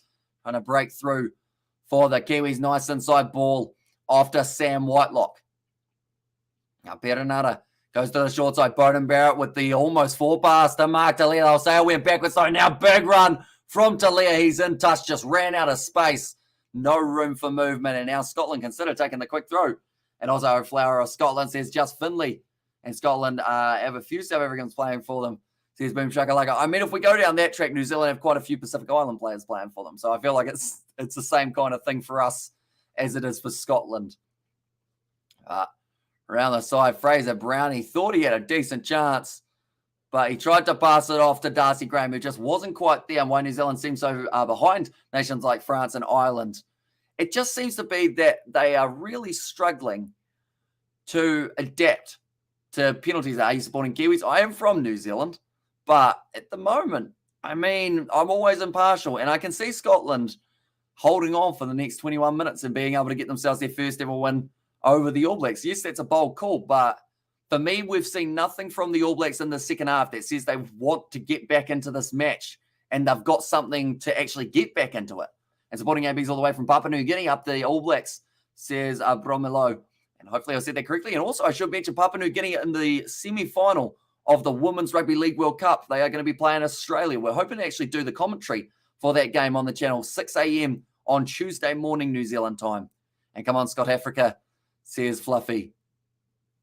And now line out throw, Fraser Brown about to put it in. And also we got there, but the ref Wayne Barnes that blew the game against South Africa, and France needs contact lenses, says Lizelle. And also answer equals Fozzie, says Nazi Williams. It's thrown in. Fraser Brown once again finding the hands of the Scotsman that he was after. Nice take from Richie Gray. In fact, no, it was actually the captain, Jamie Ritchie. Cody Taylor through the middle has been able to tie that ball up. Scotland trying to get this ball out. They've been told to use it. They can't get it out, though. Cody Taylor, brilliant work from coming off the bench. And now Scotland have conceded the scrum. And yeah, true. They're not on the match right now. Scotland has a great chance if it just keeps its discipline and one try and it's all on, says Maxie. Exactly right. New Zealand find themselves at $2.80 underdogs. But if they score one try, they will find themselves on 21 points within the kickable 3. Get them in this one. And also thanks, says Stefano. And also All Blacks will both pull through, brother, says Maxie. Or question Maxie. Who do you think's going to be the player that can change this game? I will show you the starting lineup and reserves, ladies and gentlemen, for the All Blacks. But for me, I think player who breaks through, that's Scotland. The player who breaks through for me is probably not a man who's been in the starting lineup for this matchup. I think Rieko Ioane is the key to success here for New Zealand. We've already seen him have one run. Didn't get much of a crack, really. I like the fact that Scotland to win by 13 plus is paying $10, even though they are currently winning by 9. That just tells you how confident they are that New Zealand are going to be able to get themselves that comeback at some point in the future. 9 points down, though, for the Kiwis. What can they do? And $100 on the ABs, says Maxi there. Is that you've got it now? It's kicked it behind from Bowden. Too much juice on that one. Bowden had his too many wheat bits. But they're going back for the penalty. And Amish, you won't have to wait 5 years. It's happening now, says Michael. Yeah, that comment that I made at the start saying within the next 5 years, Scotland will beat the All Blacks. I mean, it could have been within the next, what was it, 5 hours, really, wasn't it? And also we have the Rico, yep, and CC, says Maxi. Or Caleb Clark, I believe that is. And also, Sydney, let's see if Scotland do their usual snatching defeat from the jaws of victory. And 20 minutes is a long time, bro, says Lewis. It certainly is. And it looks like Geordie Barrett's going to be taking on the 3 points. So New Zealand deciding to slow this one down, trying to get some points in this matchup for the second half. And Bowden needs to go off. He can kick to save, or he can't kick to save himself. And Bowden had far too much porridge this morning, says Marco. And also I think Bowden got Scottish heritage as well, hence that kick, says Nazi Williams. Right, Geordie Barrett to take this kick. This is where this one really needs to go over for New Zealand, because if it misses, that would be very unfortunate. For the ABs, that is, seeing as he is sitting 2 from 2. They are playing a great game to the man. History beckons, says Eddie. That kick's going to be over from Geordie Barrett. That will make the score now just 6 points difference between these two sides. Something I'm quickly going to mention as well is no matter how the end of this game goes, no matter whether Scotland win or no matter if New Zealand wins, Scotland, for me, have put on a winning performance in this first 60 minutes. They have been great. They've got everything pretty much right that they've needed to. And I feel like no matter what, they can hold their heads high here. Still a lot of time left in this matchup, but I hope that they can continue playing well throughout the last stages. Oh, that's a big run from Anton Leonard-Brown, bumping off Duan Fundamu, and never over till it's over. Says Fabian, it's still 20 minutes. A lot can happen in 20 minutes, certainly right. And now the All Blacks have got this one available with TJ Perenara kicking it off his left boot, putting it high. Mark Talia chases for the All Blacks. Knock on from Stuart Hogg. Offload from Whitelock. Now to Nor. Ball on the outside to Anton Leonard-Brown. And it seems like now New Zealand are starting to find their momentum. Now Papali'i goes forward.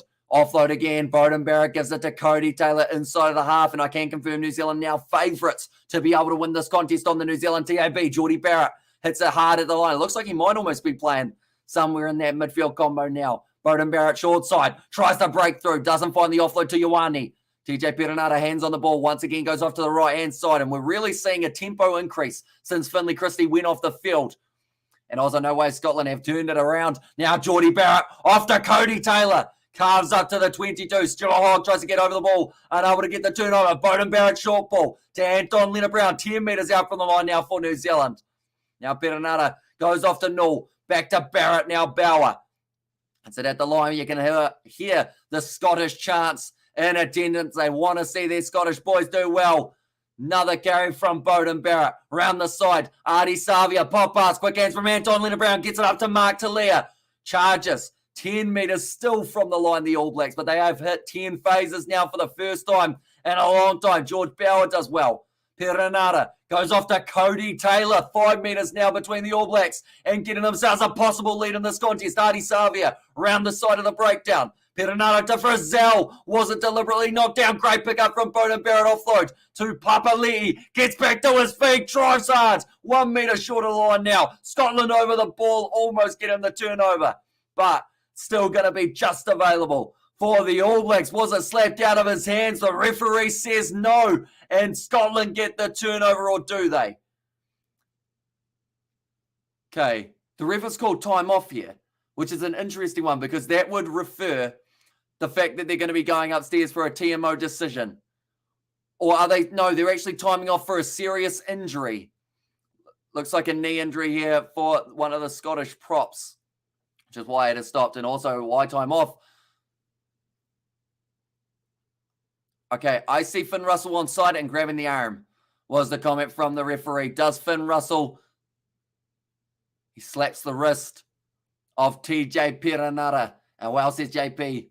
And also we've got there as a time to worry for New Zealand. Definitely one of the worst years in recent years, says Jack there. Okay, so they're saying it's a knock-on against Jack Dempsey. So that is why the All Blacks were asking the question. So Shannon Frizzell tried to go across. It hits the hand of Jack Dempsey and gets tapped forward. So it's the question of whether or not they count it as a deliberate knockdown. I think that would be very unfortunate if they did. For me, yes, his hand is away from his body, but I feel like he was in the... Oh, no.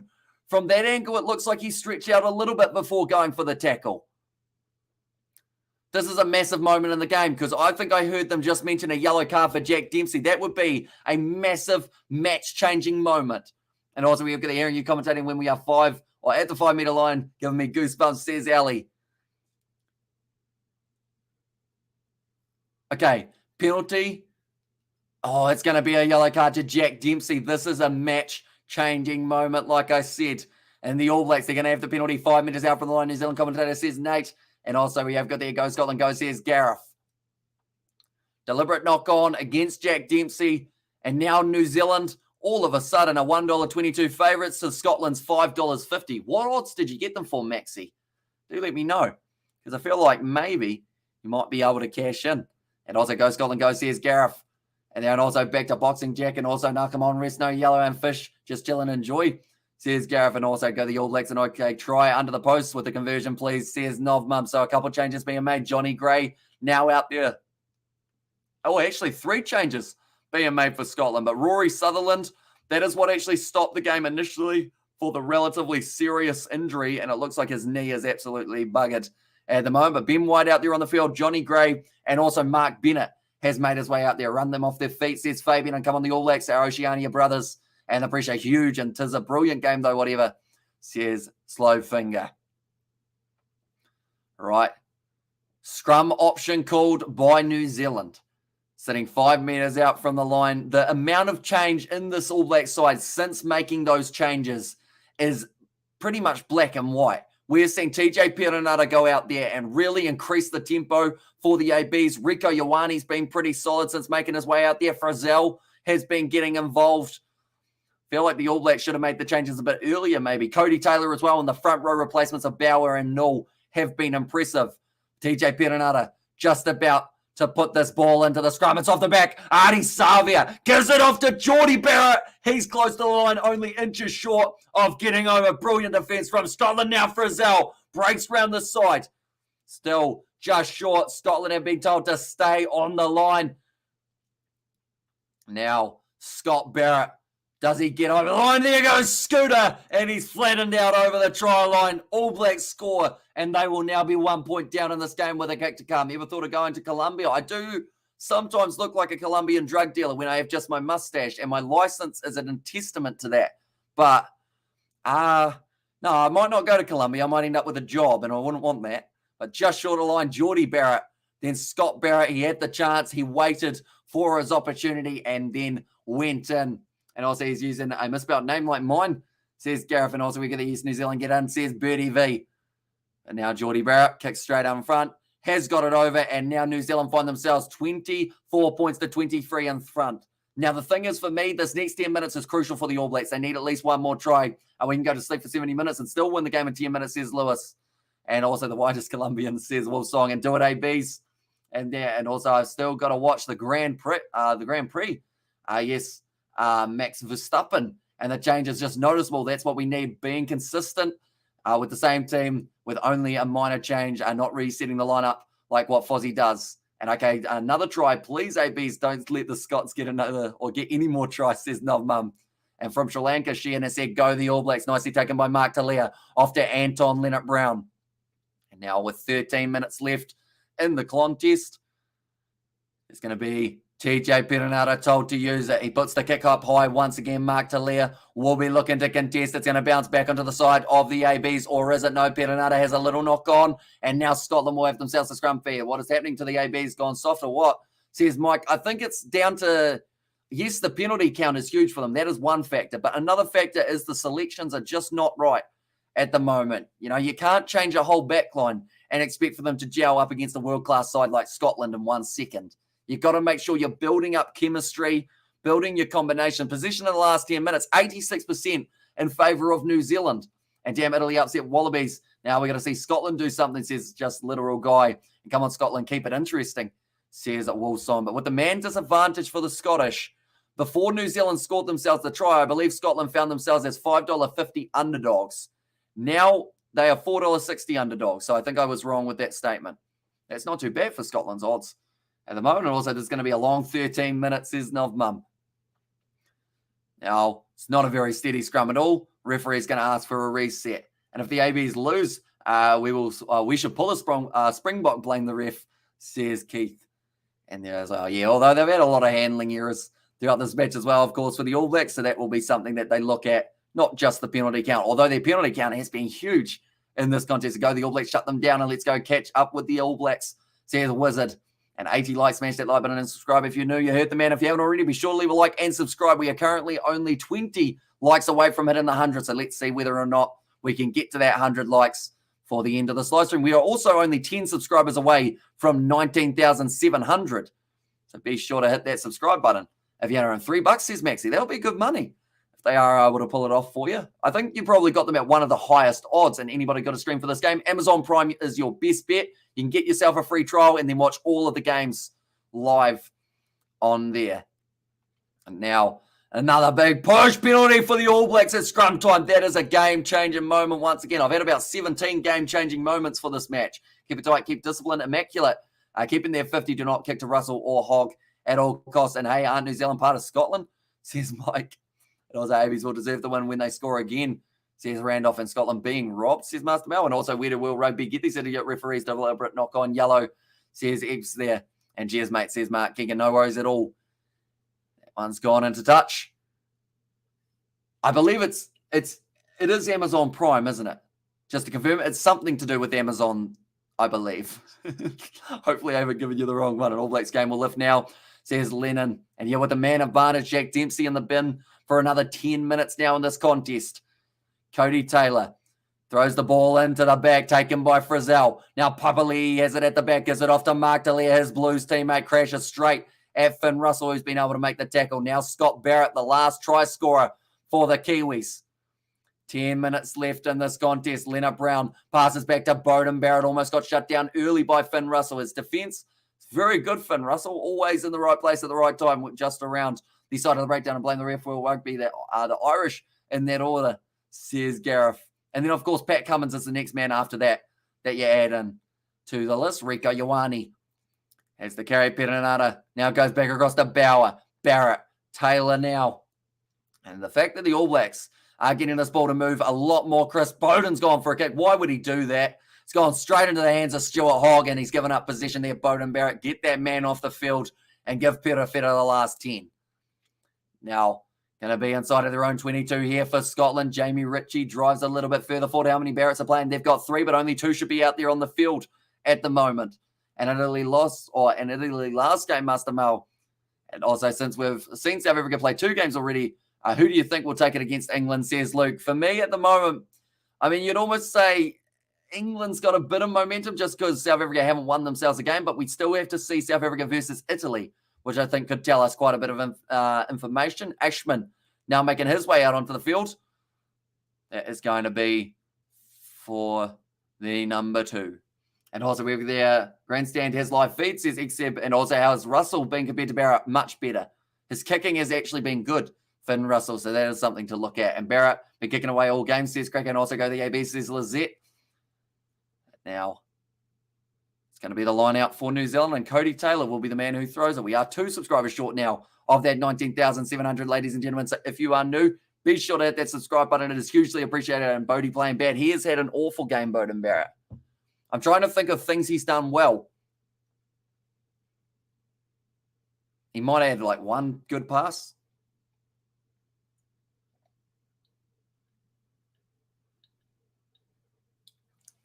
Scott Barrett.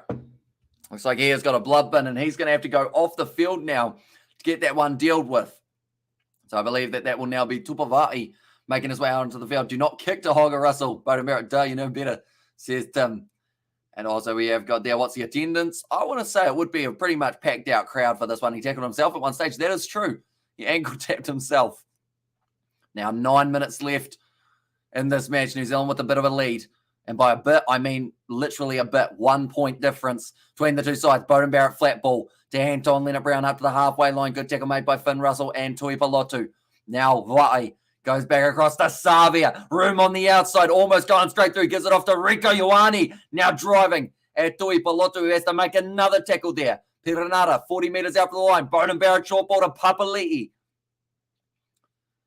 Now Perenara goes off to the short side. It's a knock-on from Caleb Clark. And they do take the ball back for Scotland now. Ewan Ashman gets involved. 40 metres out from the line now. Pierce Corman goes across to Finn Russell, looking to get it through the gap here for Scotland. Off to the short side. Sione Tuipulotu, tackled by Ioane.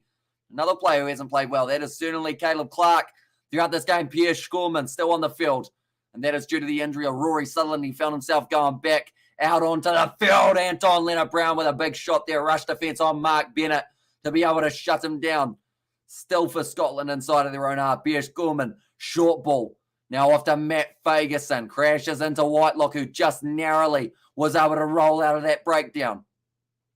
Russell, cut out pass to Sione Tuipulotu. Tackled by Savia. Went over the ball. He's not allowed to go for it, though.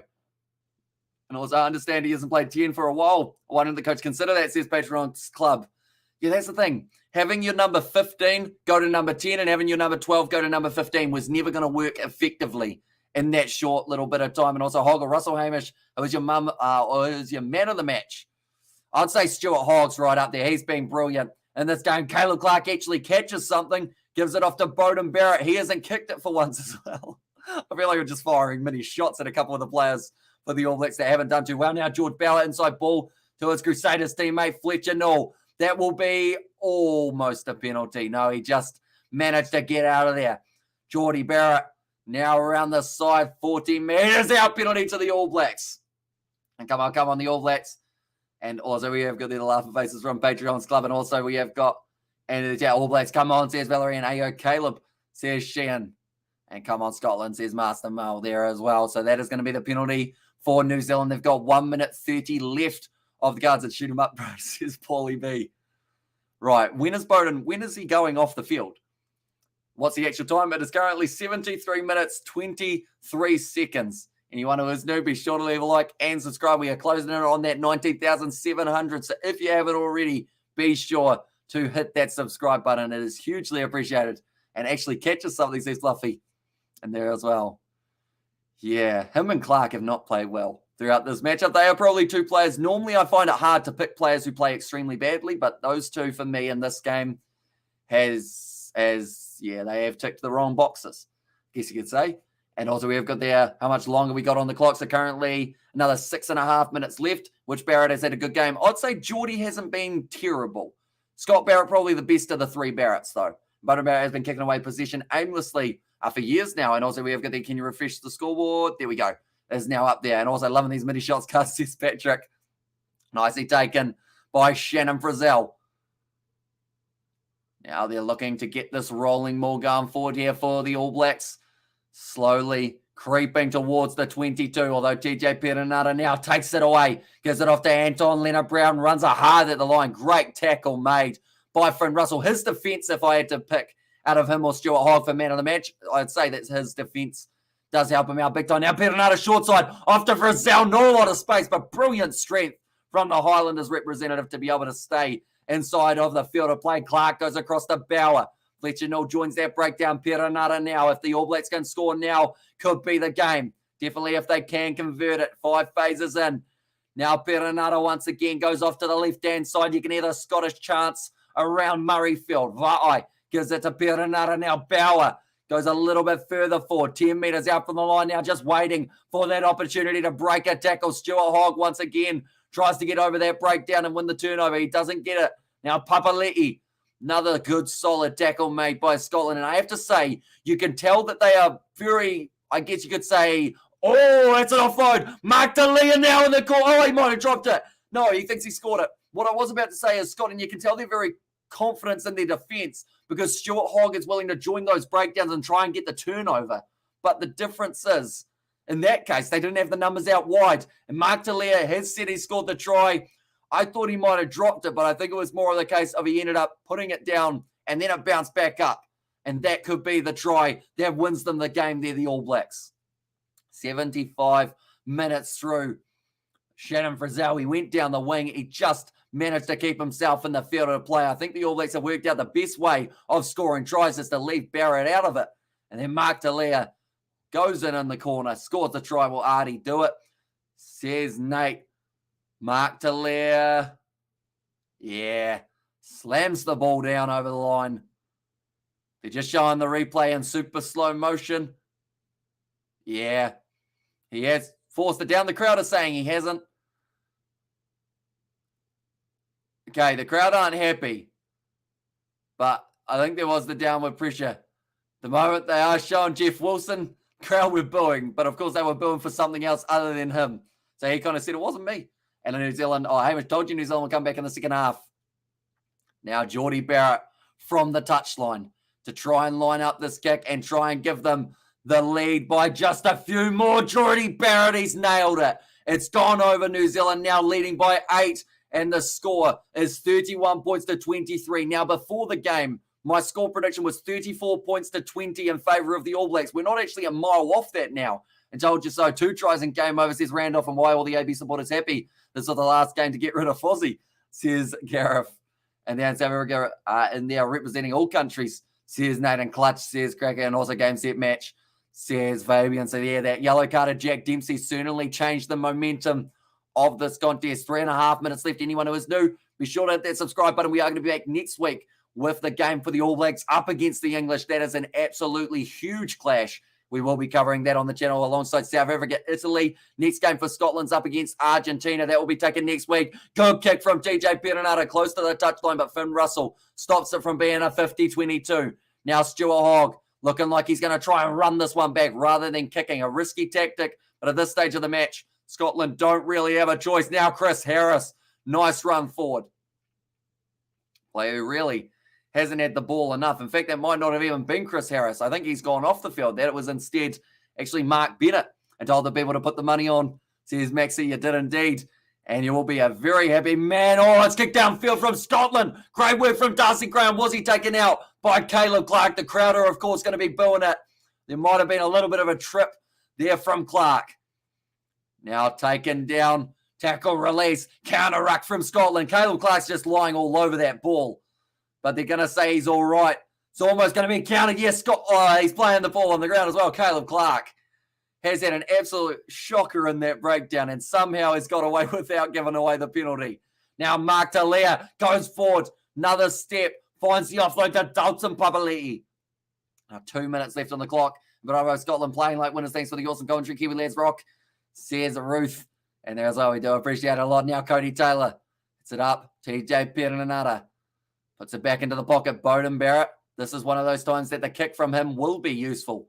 Still manages to find the hands of Stuart Hogg, though. And now he will be countering on the short side, inside border. Darcy Graham. TJ Perenara over the ball. Wins the penalty for the All Blacks.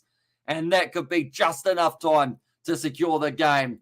Crowd are going to be boring. And also, we have there before you go, thank you for giving us great, non-biased, consistently excellent coverage over a very long test weekend. Your work is appreciated by all. I'm sure of it. W is what matters, says Tim Rogers. And thank you very much, mate. It is hugely appreciated you guys being here. No matter what time of the night it is, we are still going to be here. Oh, look, Peter Feta gets another 40 seconds for the ABs. That's nice. Thank you, Foster, for giving him 1 minute and 2 seconds. You're such a kind man. Oh, that's a nice take from Finn. Russell's showing off his skills. But yeah, like no matter what, we are going to be here each and every weekend. And it's going to be a lot of hours. Like I mentioned, we were up for 28 hours in a row. Across that time, we covered about 14 hours of live sport on the channel on WGF, says Patreon's Glove It. And out of it, says Nuzzy Williams. And thoughts on Rassie's recent tweets. I don't really go on Twitter because I know that there are a few people who are very opinionated on Twitter. And I feel like Rassie's probably one of them in a way. And Hamish, am I your first viewer from Guatemala? Maybe. Don't think we've ticked off Guatemala before. And poor Peter Feta WF Fozzie, says Nazi Williams. Yeah, he's literally giving him caps for the sake of giving him caps. Like, the sub does nothing for the All Blacks. I just hope he gets a chance. They're going back for the penalty. Right. They think they're going to kick for the 3 here for the All Blacks. Yeah, surely you give it to Stephen Peter Feta then. And I need to celebrate all the way All Blacks. And also, it's not a tournament, says Skipper Cronk. And also, All Blacks showing the Southern Hemisphere the way up north, says Tim Rogers. Okay. Oh, don't tap and kick it into touch. Don't make, this is brutal. They've made Stephen Perifetta take the tap and kick that ball into touch. So he gets booed by the whole of Murrayfield. The All Blacks decide they don't want to play for any longer. They could have taken the 3-pointer, but they decided against it. That's the end of the game in a weird fashion to end it. I'm really excited. Your commentary says Abdul Malik and greetings from Chile, mate. And there says Mario, welcome in. And you're not in Guatemala now, Dr. Ropata. And also brilliant commentary, mate, says Slow Figure, thank you very much. And also awesome stream, Hamish. Thank you, brother. You are a legend. Credit to the ABs. They were under the pump for a lot of the match, left it for the last 20 minutes to clinch it.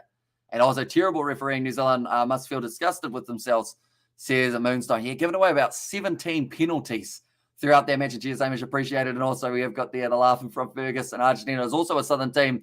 They've already won, says Randolph. Well, they actually lost to Wales in their last game yesterday.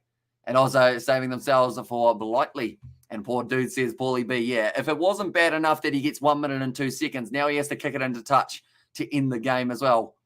And also a little bit earlier on, hi from Germany, nice work, mate, says Star.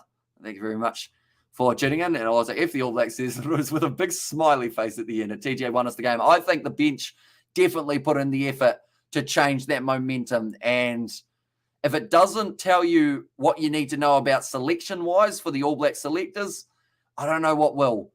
Finlay Christie, for me, he's a guy he's got to come off the bench at most. And also alongside that, the midfield combo, they still are yet to get it right for the All Blacks. And cheers, great banner. Awesome work, says Eddie. And also New Zealand luck keeps rolling on while South Africa keeps getting cheated on, says Yanri now. I know a thing or two about getting cheated on. Probably too soon. A single man now, though. So I guess that's one thing. And also good calls, Hamish, says Hamish. But that's actually a true story that I just mentioned as well. Fun fact. Halloween was a brutal time. And the ref did everything he could to help Scotland. And they still lost, says Boom Shakalaka. And also we have got these ref comments. Always have me crying, laughing, says Keith. And while ref from South, ref different to North, same, but the rules not different. A great way to be, says Fergus there. And also, yeah, New Zealand won. And South Africa will win the next World Cup, says George.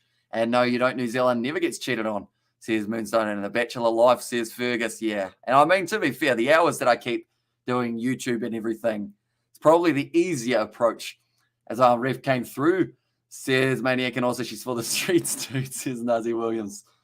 And also Argentina lost to Wales this weekend. And thanks so much now for the English. First team will be playing Go the AB, says George. And thanks, he's from Hong Kong, says Margot. Or Margot? Is it Margot? Or have I said that slightly wrong? And also, nah, really, Hamish, bro. Don't worry, my bro. Focus on yourself, bro. Us men are the prize, never the woman, says Marco. And yeah, good job, mate.